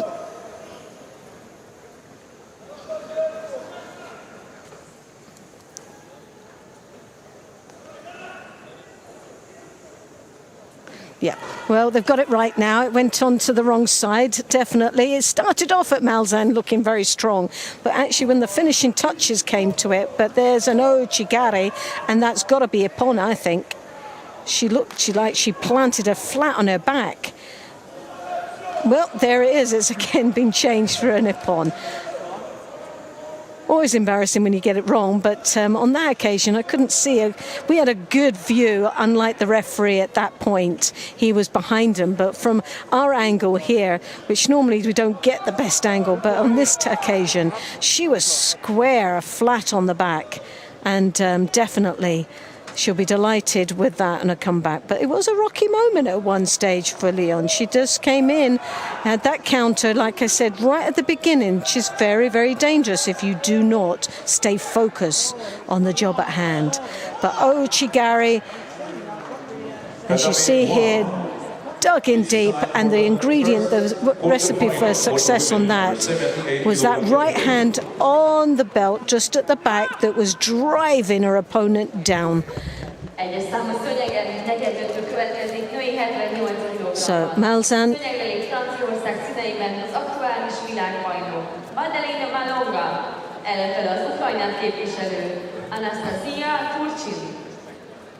so now we have Malonga from France in the white and Churchin from the Ukraine in the blue. Now, Malonga did look a little bit, she was tested, as we could say.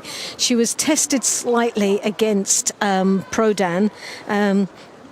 She wasn't getting her own way at that stage, but it was Malonga's first match. Unlike Prodan, she had Chala in the first match, which sort of blew away all the cobwebs and got her started and prepared, really warmed up for Malonga. She knew how her day was going to go, and Malonga really had to get it tested by, oh yes, what a finish there. Well, there's no testing on that one. Malonga's first match, you could have questioned how her performance was going to go, but based on that finish, no chance are you going to test her ability. Beautiful Uchimata, those long legs that you're just so jealous of, ended up skying her opponent, Turchin, over for the ultimate goal, and that's the Ippon.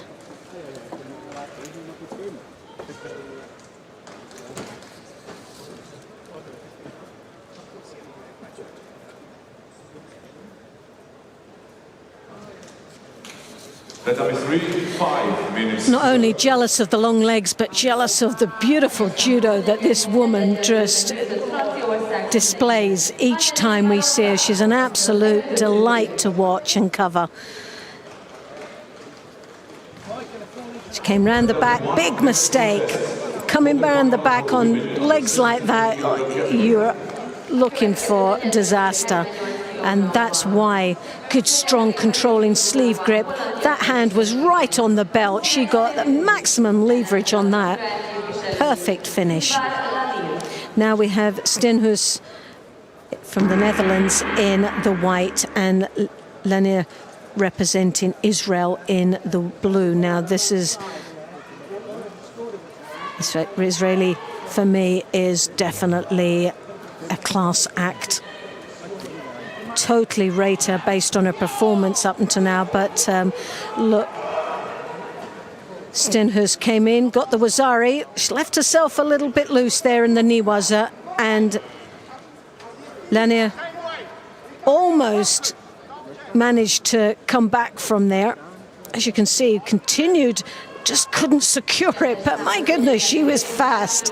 She was really up for that one, to come back in the Niwaza and steal it from Stenhuis off that Wazari.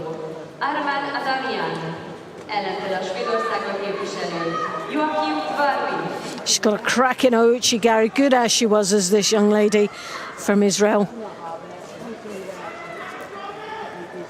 And her Niwaza, well, we've just seen what she's capable of doing. She is very sharp down in the ground. She takes full advantage whenever she's got an opportunity. Stenhuis will be will have watched her carefully and knows that she is on form, and it is a matter of tactics for Stenhus by just clamping her down and not giving her any free rein at all in this contest. She can't afford to give her an inch, because this is an athlete that will take a mile from it. Now, the Israeli coach getting withdrawn from the field of play. They know the rules. He's an experienced coach, very passionate. You can't take that away from him. And now to leave his athlete to her own devices, but I'm sure she's very capable of coping. Stenhus comes in with the Uchimata again. Lanier defends enough not to get scored on, but again, it's another strong attack from the Dutch girl.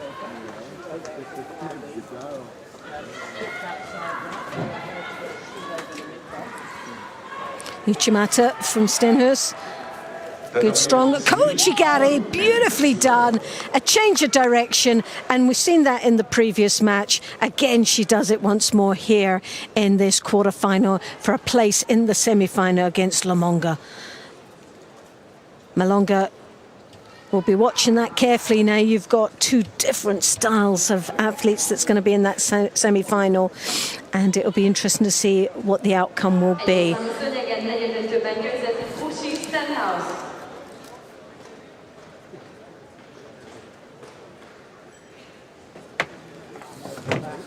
Next quarterfinal on Tatami 1, women under 78 kilo category. 78 kg-os negyeddöntő következik az egyes számú szőnyegen. Fehér judoruhában szőnyegre lép Németország képviseletében Anna Maria Haken, ellenfele a Hollandiát képviselő Margine Ferker. Well, this is one you hold your breath on, really, because two very similar styles of competitors. You have just seen Stenhus take a place in the semi-final against Malonga from France. Now you've got Wagner from Germany and Verkerk from the Netherlands. Can Verkerk also take a place in the semi-final?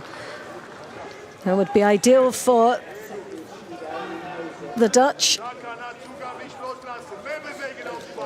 And you've also got Malzen, again, a dominant figure for Germany. If both Germans get into this position, into the semi-final, they've got a guaranteed place in the final for Germany. The only thing that could upset the whole apple cart there is Umeki, who's been looking very sharp indeed.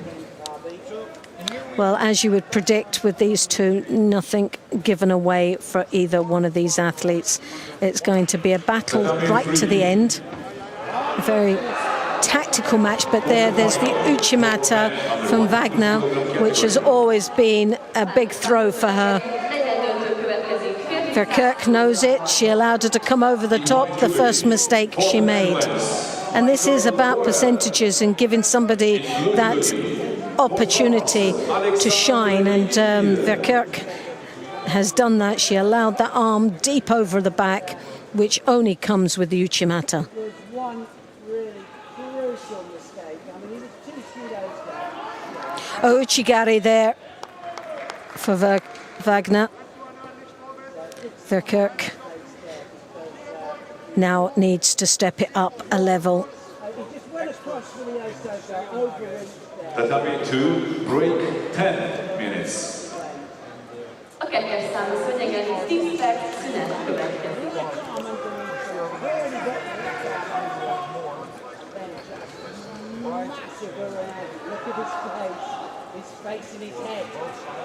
Cross grip comes round the back. Wagner once more for that Uchimata. Kochigari, a good combination. She also got that switch forward as well, but again, piling the pressure on Verkerk as she backs off the edge of the mat, in a lot of trouble off that grip.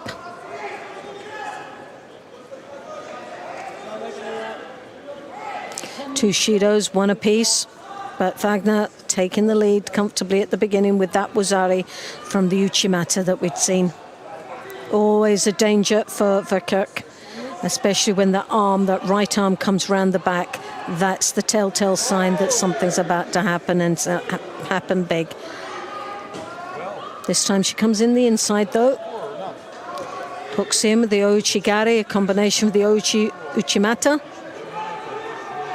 A rear technique to a forward explosion.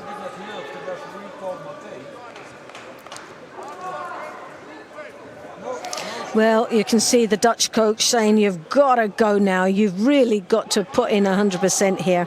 It's all or nothing. You've got halfway, still plenty of time. But now what the situation she's put herself in is the two Shidos. One more would result in the disqualification. She doesn't want that. It's too much pride, you would hope. And but she's got the capability to come back. And she's got some throws. So for me, a change of tactics now. Where it was a tactical match for both athletes, as soon as that score came on the board for Wagner, those tactics should have been thrown out the window for Verkerk. And she really has to now do her judo, her way, in her time. Wagner has dominated, as you see, once again with those grips. She's closed up shop. She comes over the top again with the Ouchigari. Those long legs are becoming impossible for Verkerk. To the frustration of her coach, she just wants her to start fighting back and digging in deep. And part of us feels exactly the same way. When you know the athlete that we're talking about, she's got the capability of digging in hard and coming back. She has so much spirit, there's no truth. But in this one, she's looking a little bit flat against Wagner. The Sianagi, can she change direction? Well, that was the first time we saw a glimmer of hope from Verkerk.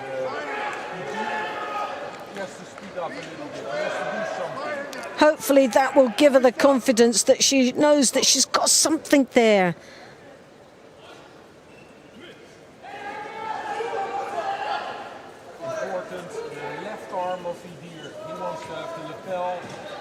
Well, now we're seeing a little bit of weakness in the chain now. Wagner stumbling slightly. Oh, yes! Well, Verkerk comes in with Iponsianagi, doesn't get a score, but my goodness me, she's got to now start working hard. She, like we said, she should have been doing this about a minute and a half ago, 2 minutes. Again, she has to pile them on. She doesn't have the seconds to set it. A Koichi-gari, the Koichi combination with the Iponsianagi would be a good one. As she pressurizes there, Sianagi, oh, so close. 9 seconds to go. Can she come back? Well, she's left herself a bit short on the time scale. The Shido there, another couple of big strong attacks. She needs the score. She definitely needs the score here. She cannot have a flop. Just run out of time. She needed to do that at least 1 minute before she started to come back. And her coach knows it, and I think she knows it as well in her heart. For someone that can fight like that in the last 45 seconds, you question why didn't she do it in the last minute and a half. Disappointing for the Dutch. But Wagner hung on strong with a beautiful Uchimata Wazari that she scored on right at the beginning. Tatami 2, 5 minutes to go. But Verkerk goes down into the repechage, so we will get to see her again a little bit later on, and she'll be determined to get a medal here at this World Championships.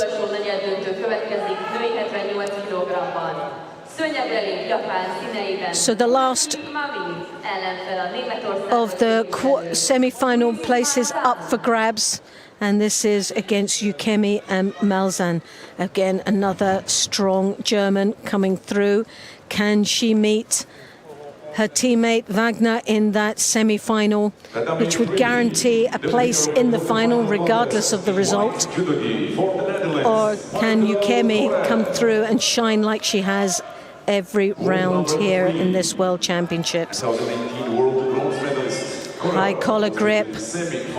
Wagner just pipping her to the post, those hips coming through.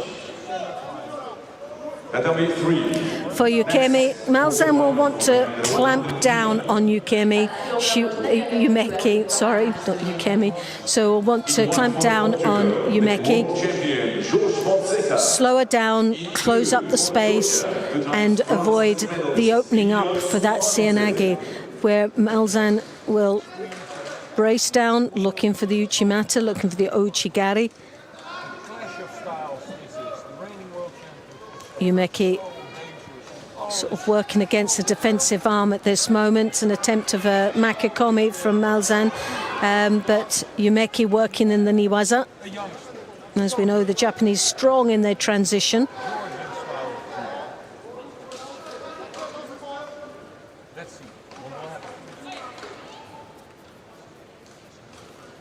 Tatami 2, 3 minutes to go. 3 perc múlva folytatódnak a küzdelmet a 2-es számú szőnyegen. 2:45 remaining in this contest. The hips come in. Wazari, Malzahn now takes the lead and a step closer to that semi-final with her teammate Wagner.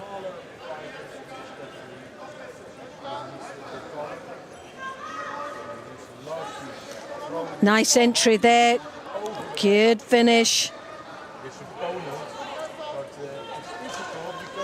Now Yumeki will have to really open up. I think we'll see some nice judo though from her. Tactics thrown out of the window. Uchimata and Makikomi, very close to scoring there.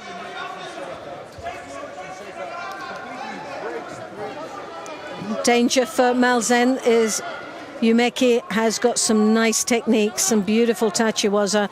She now comes in, steps across, and she's got the shimiwaza. Oh, there she has it. I'm quite sure it's on under the chin. Malzahn's head came up for just a split second, but she's not looking for that. She's going for the osakomi. She's going to tie up, and this is where they are so strong, the Japanese. They have a great technique of coming out with those legs. Malzahn holding on again. You can see it slipping. How long she'll have is another thing. Malzahn did well to hold on there. Yumeki now, but still has plenty of time to come back. Malzahn's got a long way to go to hang on to that Wazari. Some of the time you most probably think, why did I do that so early on? Makes the challenge so much harder.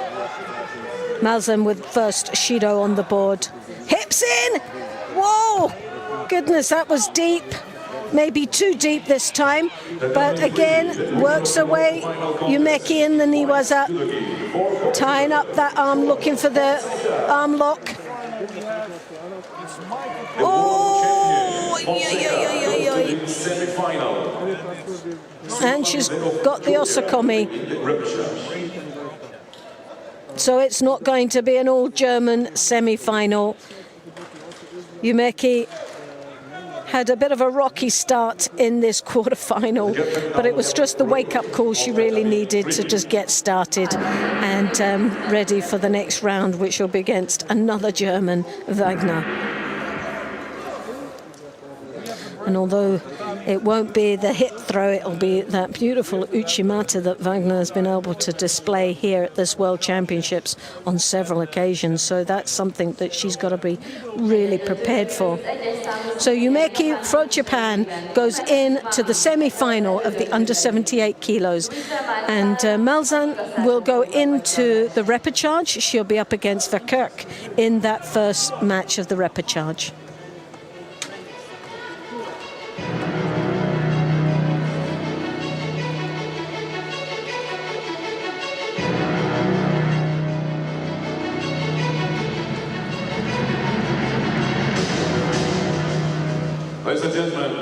2, quarterfinal for men under 100 kilo category. Kettes számú szőnyegen 200 kg-os negyeddöntő következik. In white judogi for Georgia, world number 1, the Olympic and world medalist and 3 times European champion, Varlam Liparteliani. In blue for Serbia, 2017 European champion, Alexander Kukol.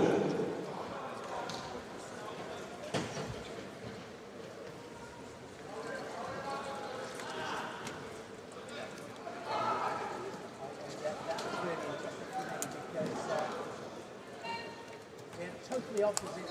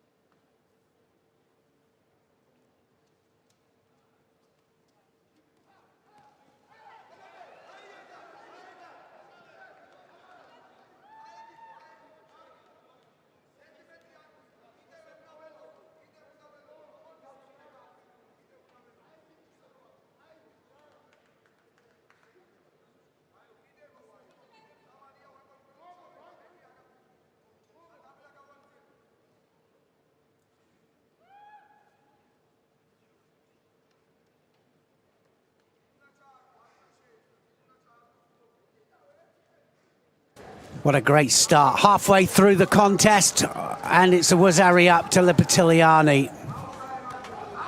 There's the arm. He doesn't like that. If I was Kukolya, I'd be throwing it over all the time.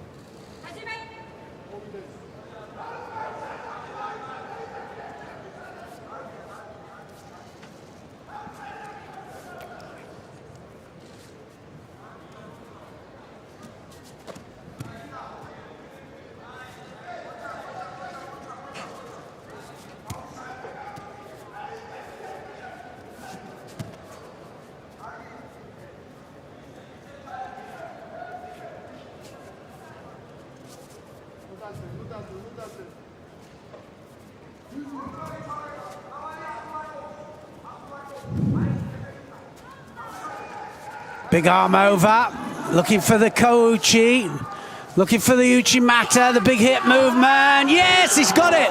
That's going to be Ippon. Is it Ippon?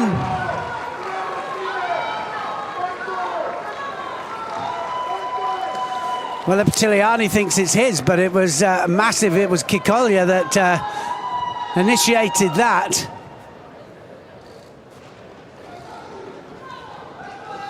Remember, no counter. You can't use your back against the mat to initiate. So we'll have a look here at the slow motion, and we'll see what the video referees are looking at.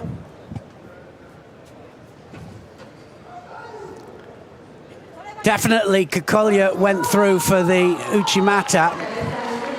His technique. Kukolya will go through to the semi-final. I'm sure that when Lipitiliani looks at this, then he'll realise exactly what happened. So here on the edge there, goes in for the big Surigoshi. That's what it was. Lipitiliani thought that, absolutely he'll see it's no way his. Not in any possible way. Uchimata, Uchimata, Uchimata lands flat, and of course all part of one movement there, but it's not even. I thought that maybe he thought that he tipped it and thrust forward with the hand. I wanted to see Lipitiliani's hand when it happened. But yeah, that was beautiful. Kokolya goes through to the semi-final. Elenahas of Canada then. Here he is up against Adamian of RJF. RJF standing for Russian Judo Federation.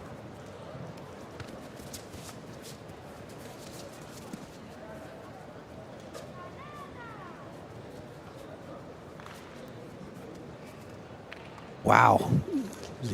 100 kilos category. I mean, that was a massive surprise there. Oh my goodness me, he's caught him. Kouchi Gary there. What a change of direction there from Alnahas. But now coming round here now, Alnahas only has to hold now for 10 seconds. He's in all sorts of problems here. And Adamian now is being held down. It's almost all over. It is over.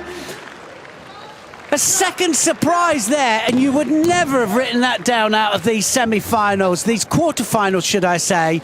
And Alnahas of Canada is through to the semi-final. Wow, what a performance that was. Adamian, one of the favourites, hot favourites, made 2 mistakes.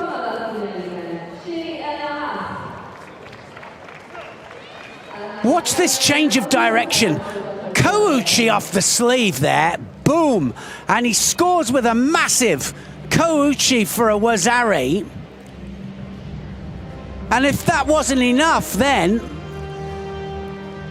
there was a movement there from Adamian, and, well, Alnahas ends up in Yushura Katagatami. And he panics there, doesn't he, Adamian? He absolutely panics. But it's not enough, because he just needed to hold him there for 10 seconds to get the Wazari upon. Those hands are clasped underneath there. What a tournament Canada are having.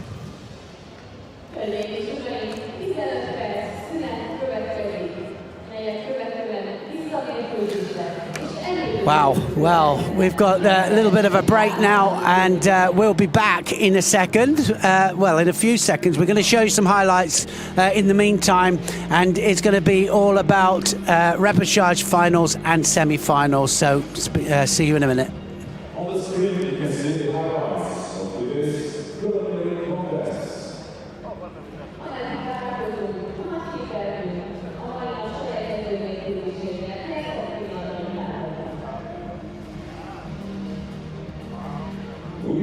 Here today, we have day 6 at the World Judo Championships Hungary 2021.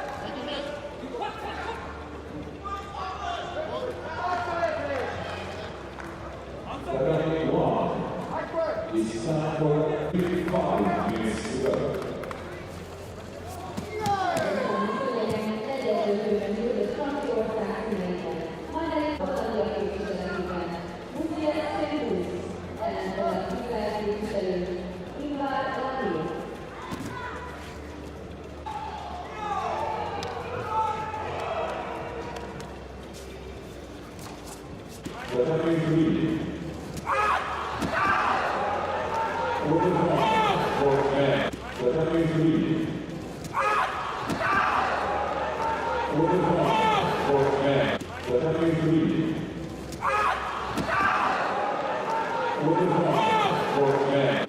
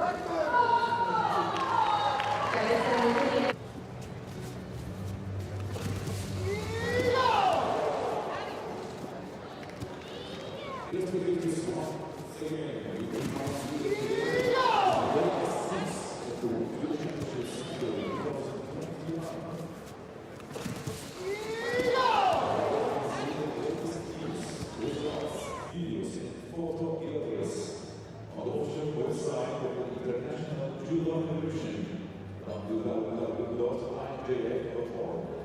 Follow live results on live.ijf.org. And the hashtag of the World Championships is hashtag Judo Worlds. Híreket, eredményeket, videókat és fotográfiákat a Nemzetközi Judo Szövetség hivatalos weboldalán, a www.ijf.org weboldalon tervezhetik. Amennyiben élő eredményeket szeretnének követni, a live.ijf.org weboldalt keressék fel, és kérjük Önöket, amennyiben hosszúan a közösségi média oldalukon, ne felejtsék el használni a 2021. évi Judo világbajnokság hivatalos hashtagét, #JudoWords.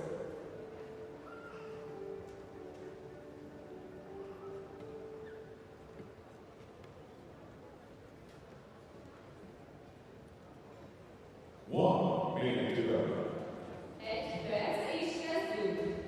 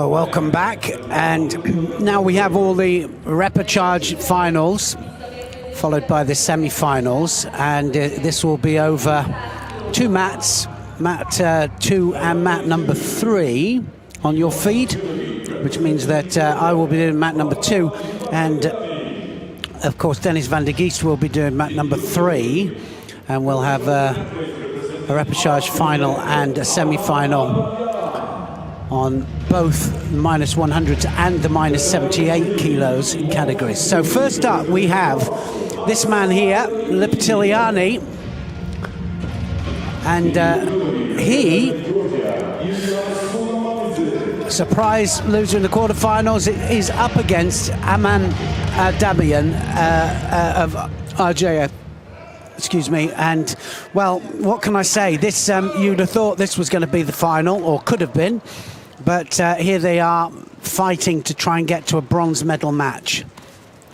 Lipitiliani is in white here, Adamian in blue.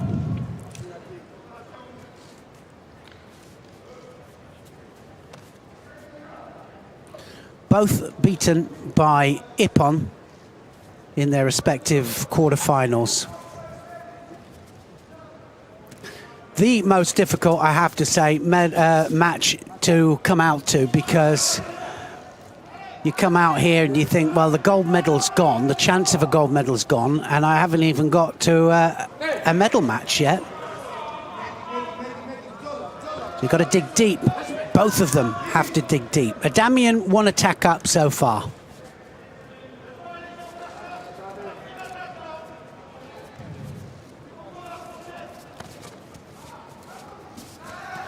Big arm round the back. Now then, what's going to happen? Oh, left against right here, and that kind of leaves it for Lipitiliani to try the counter.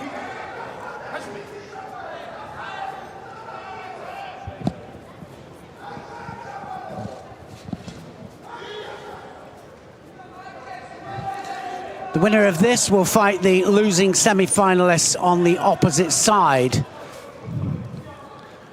So just having a little look down there, it's Coral, the losing semi-finalists out of Coral and Fonseca. Big arm round the back. Adamian looking for the counter, Lipitiliani looking for the Makikomi.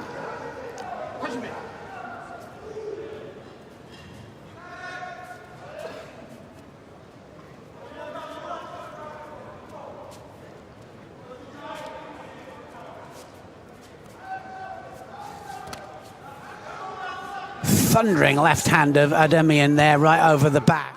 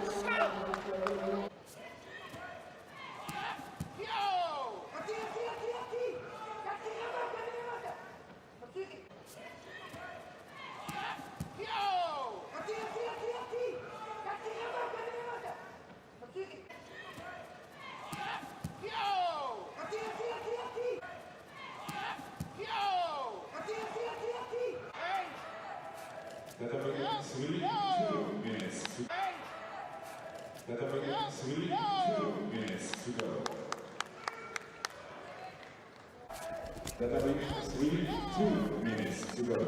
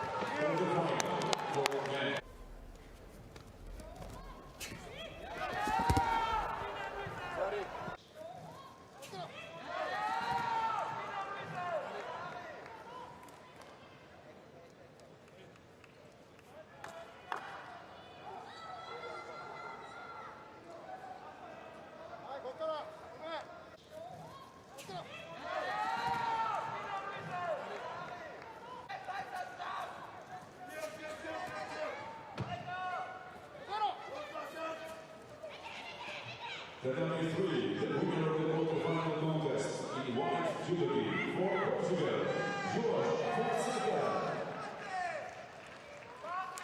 The world champion, Fonseca, goes to the semi-final. Sulaiman of Georgia will be in the red shirt.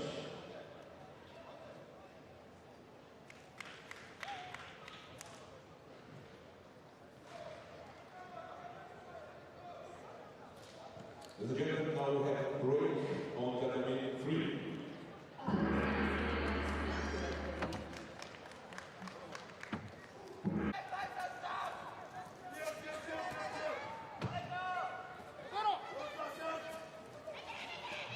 Tatami 3, the winner of the quarterfinal contest in white judo for Portugal, Fonseca. The world champion, Fonseca, goes to the semi-final. Sulaiman of Georgia will be in the red shirt.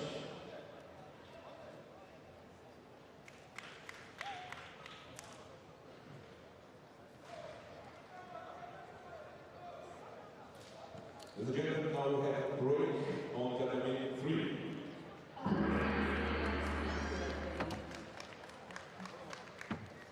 The winner of the quarterfinal contest in white judo for Portugal, Fonseca. The world champion. In white for the Netherlands, in blue for Germany.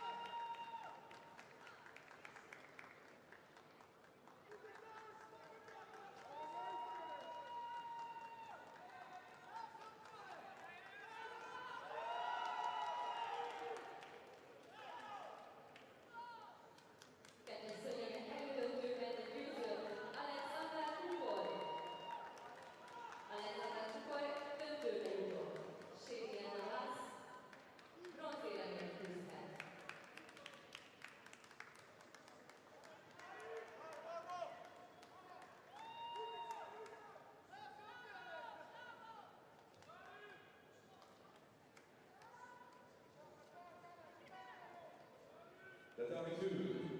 Next, repechage contest for women under 78 kg category. Kettes számú szőnyeget, női 78 kg-os visszamérkőzés következik. Szőnyegei fehér oldalon, Ukrajna színeiben, Anastasia Prix ellentele az Izrael képviselő, Inmar Lami. Tatami 3, the winner of the repechage in white judo for the Netherlands, Marine Ferge. Ferge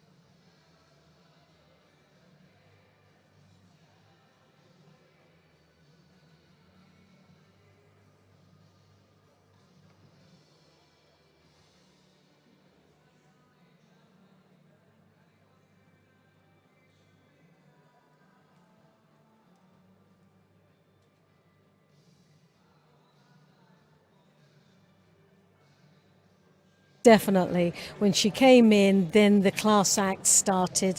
The pressure started on all the other athletes to just up their game, and that's exactly what happened. Who did she have first up? Because She had a bye first fight, and that's where it started. The first round was a little bit slow to kick-start this weight category. But then when it came with the first of the second round, which started with Prodan and Malonga, well, that was where the fireworks started. Prodan may have given her hardest fight of the day. That was the biggest challenge for Malonga. And you can maybe say in two ways. Was it the challenge that the athlete was really up for it, had already had the first warm-up match, and then came along to Malonga, where that was her first match of the day.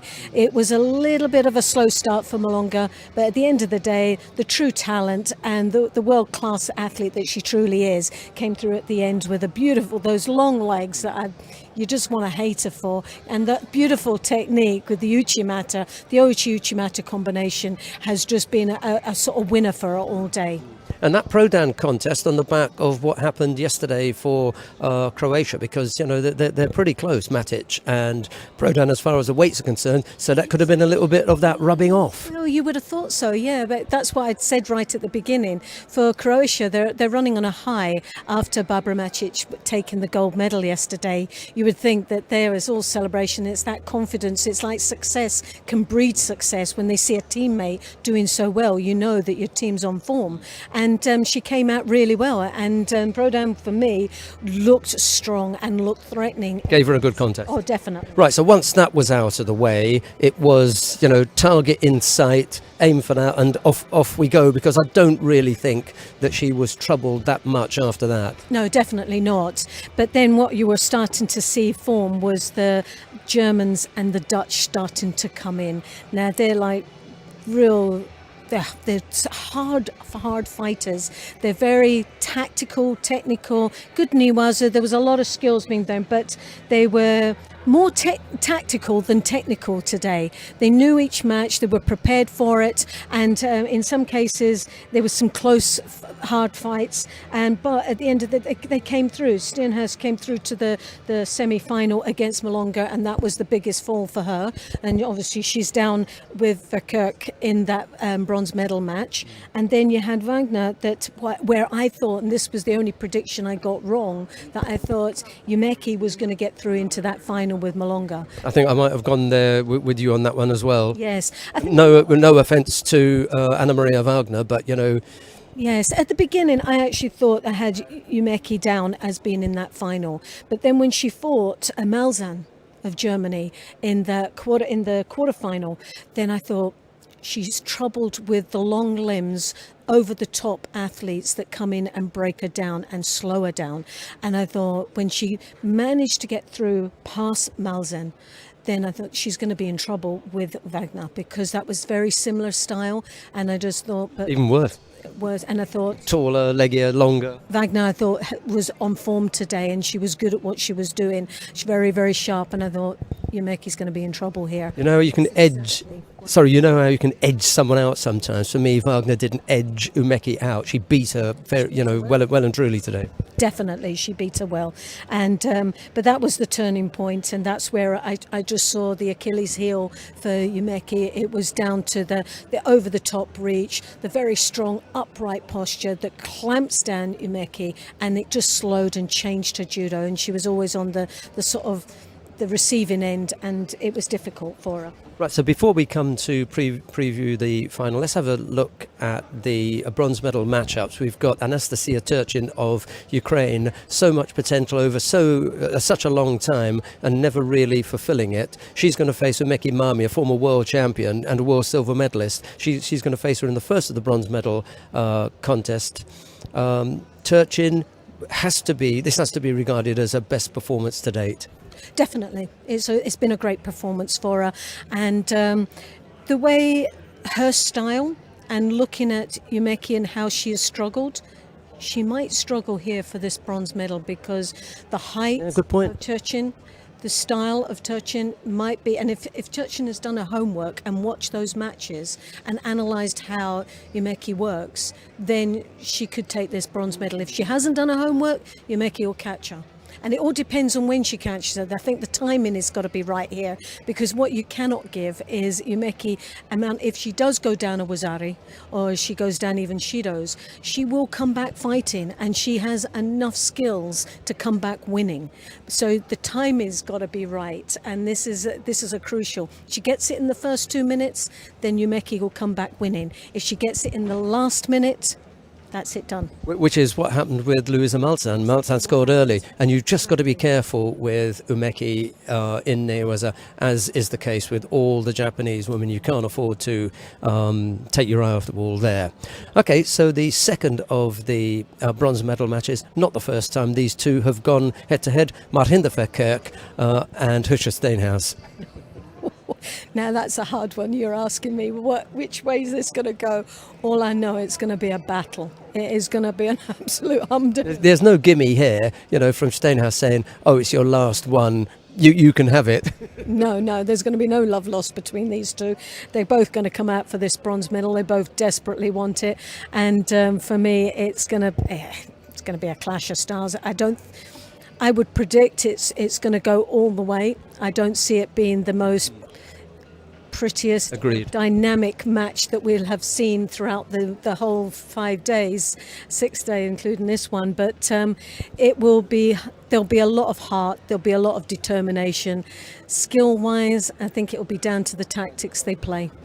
Okay, we're going to take a look at the final then. That is Madeleine Malonga of France, the current world champion. She'll be up against Anna Maria Wagner of Germany.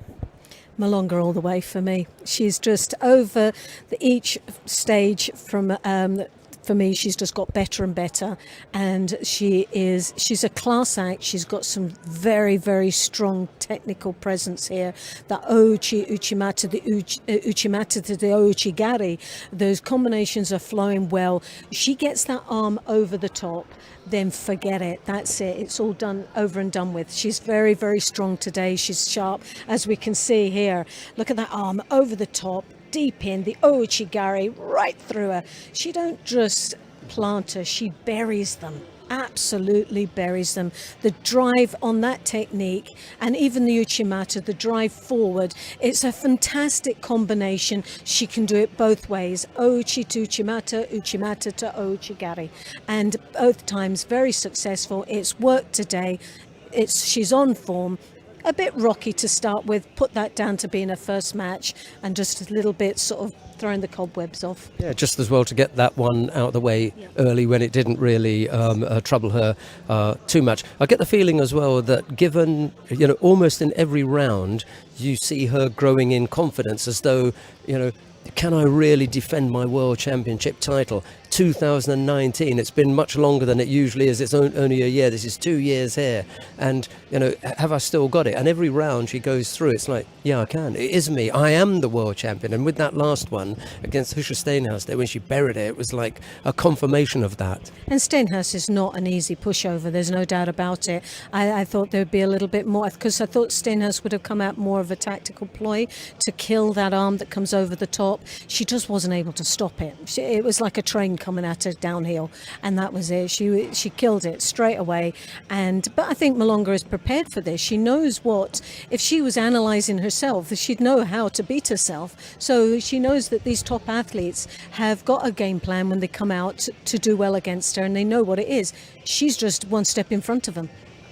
Okay, we're going to take a look at the plus 100 kilo category now, but before I do that, I just want to go through the route for what happened with the number one seed today. He did have a really difficult draw. If he was going to do something and win a world title for the first time, we're talking about Varlam Lipatiliani of Georgia, he was going to have a tricky day. But it started well for him. He had a first round bye, and then he had a really tough first round contest against a super young fighter from the Netherlands, Simeon Katarina, squeezed past him, and just when you think that everything's going to go well for you, you come up against the Japanese, Ida Kentaro, a real threat. Saw him off as well, and he could, if you were looking at the draw, have been facing Kuramov of Uzbekistan. The Uzbeks are having a terrific time, or Termonikiforov of Belgium, who has given him some real problems in the past. Instead of that, he came up against the unseeded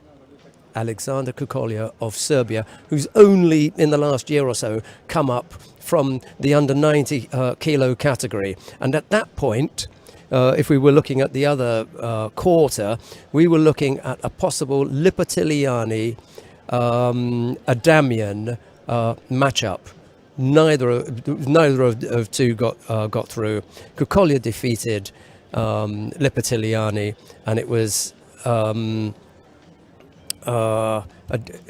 then El Nahas, Shadi El Nahas of Canada, who sorted out Adamian, and we ended up with a Kukolja El Nahas semi-final. That was a bit of a surprise. It was definitely a surprise, but you know what, these two athletes, like you say, they're consistent. They're always there. You watch them perform and you go, oh, they were just out of the medals. Oh, they just had a chance there. And today it just seemed to connect for both of those athletes. Sad thing about they're in the same quarter. You just think, oh, sod's law that happens to them. But it was a great match. Kukolja, for me, he's been on form. Revelation. El Nahas against Adamian, that was a brilliant match. Absolutely. Super. He fought out of his skin on that. Well deserved. I think, for me, El Nahas deserves a bronze medal based on his performance. He really does. He has had the performance of his life here, and he deserves to come away on that podium and with a medal around his neck. But you've also, Kukolja, for me, he, in 90 kilos, always showed that he was world class. He was world class. True. And like you say, just had someone else in there. But when you move up into another weight category, you are that sort of unknown, and you've got it all to gain, nothing to lose, because the expectations of when you make that transition, you can take the pressure off yourself. He had a lot of pressure when he was in 90 kilos. Then he moved up, and it was like a new lease of life that he got when he moved into 100 kilos. And from there, we have just seen him flourish. He has got stronger and stronger, and he's become more and more confident in his ability. And it's going to be a very interesting match, because we've got two very different athletes here. Well, we'll come to the opponent in a minute, because Loretta and I have we've only spent about the top half of the draw. If we were talking about the 100 kilos, that all happened in the top half. Now, in the lower half of the draw, everything went to plan. Who should get through through their quarter and into that semi-final spot? It all went to plan. It was Michael Correll of the Netherlands and the current world champion Jorge Fonseca, who eventually went head-to-head. Well, Correll came in as the number 2 seed in this World Championships. Great start, being seeded so well. Obviously, when in the top 4 was Fonseca, and he world champion. 2 and 3. So for me, it was always going to be. I always felt that. I thought Correll would have been the man to get through to the final, really, when he started off. He started off so well, but it did come to that semi-final, and against both of them head-to-head. Now, straight away, you could see the opening of that was Correll was tactically knew what to do. As a lot of people that watch Fonseca, he is a big thrower. He's an entertainer in all the ways. And I'm an absolute fan of Fonseca, always have been for many, many years. And when he won his world title, for me, that he'd done it. Whether he was going to repeat it, I doubted that. I really did. But after his performance here today, the big man can throw, and that makes him so dangerous. If Correll had gotten past the second, third minute, then we would have been looking at a different outcome. But Correll came out, he tried to block, he wasn't successful at that, and went over twice. 2 big throws. And the last one, the sleeves were completely trapped. He had no chance. Had no chance whatsoever. 2 massive throws, Cianagi and I think it was the Sodi that he came in the end. Even though he had the sleeve, and you thought, well, he's blocked it, he's got a chance, because that happened in the earlier minute, and you can now work your way in breaking him down. But Correll, too strong. Too strong, powered the man over, and that was it. So this lift from being a world champion has taken him up another notch, Fonseca. He was a contender before he won the world championships, and now afterwards he is world class. He is a world champion, and he is now fighting like a world champion, and he has got a massive chance here of retaining that title. Right, we are going to come to preview the final of the under 100 kilo category in a minute or so, but before we do that, we're going to have a look at the bronze medal matchups. The first of the bronze medal contests features the Nearly man, Varlam Lipitiliani of Georgia, up against Michael Correll of the Netherlands. I'm going to go with Correll. I think he's fought so well today, and I think it's his time to get on that podium with that bronze medal, and I think he can do it. It's going to be...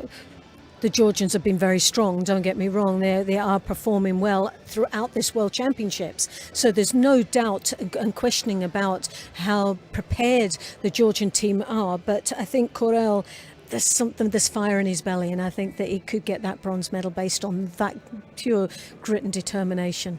Okay, speaking of Georgians, there's another one in the other bronze medal contest. Ilya Sulamanidze of Georgia will go up against the number 4 seed, Shadi El Nahas of Canada. Sulamanidze, for me, is good. He's very, very strong, and I think you've got to give him one out of these two, haven't you? You can't just say the Georgians are going to go out, so one of them's got to go in. But I think if anyone, this is the chance that the Georgian will get that bronze medal here. Again, it's El Nahas, but not taking anything away from El Nahas. He's a fantastic judo player, and again has fought out of his skin, but he deserves to be on that podium just the same as the Georgian. But I think it's going to be a real clash of styles. It's going to be the big engagement from the Georgian that's going to wrap up El Nahas. El Nahas will need to create space, he will need to back off a little bit, and he'll need to pick him off in opportunities with the combinations, the ashiwazas, and possibly maybe in the niwaza. But if he doesn't, if he gets caught up and he gets up close and personal with the Georgian's going to sky him.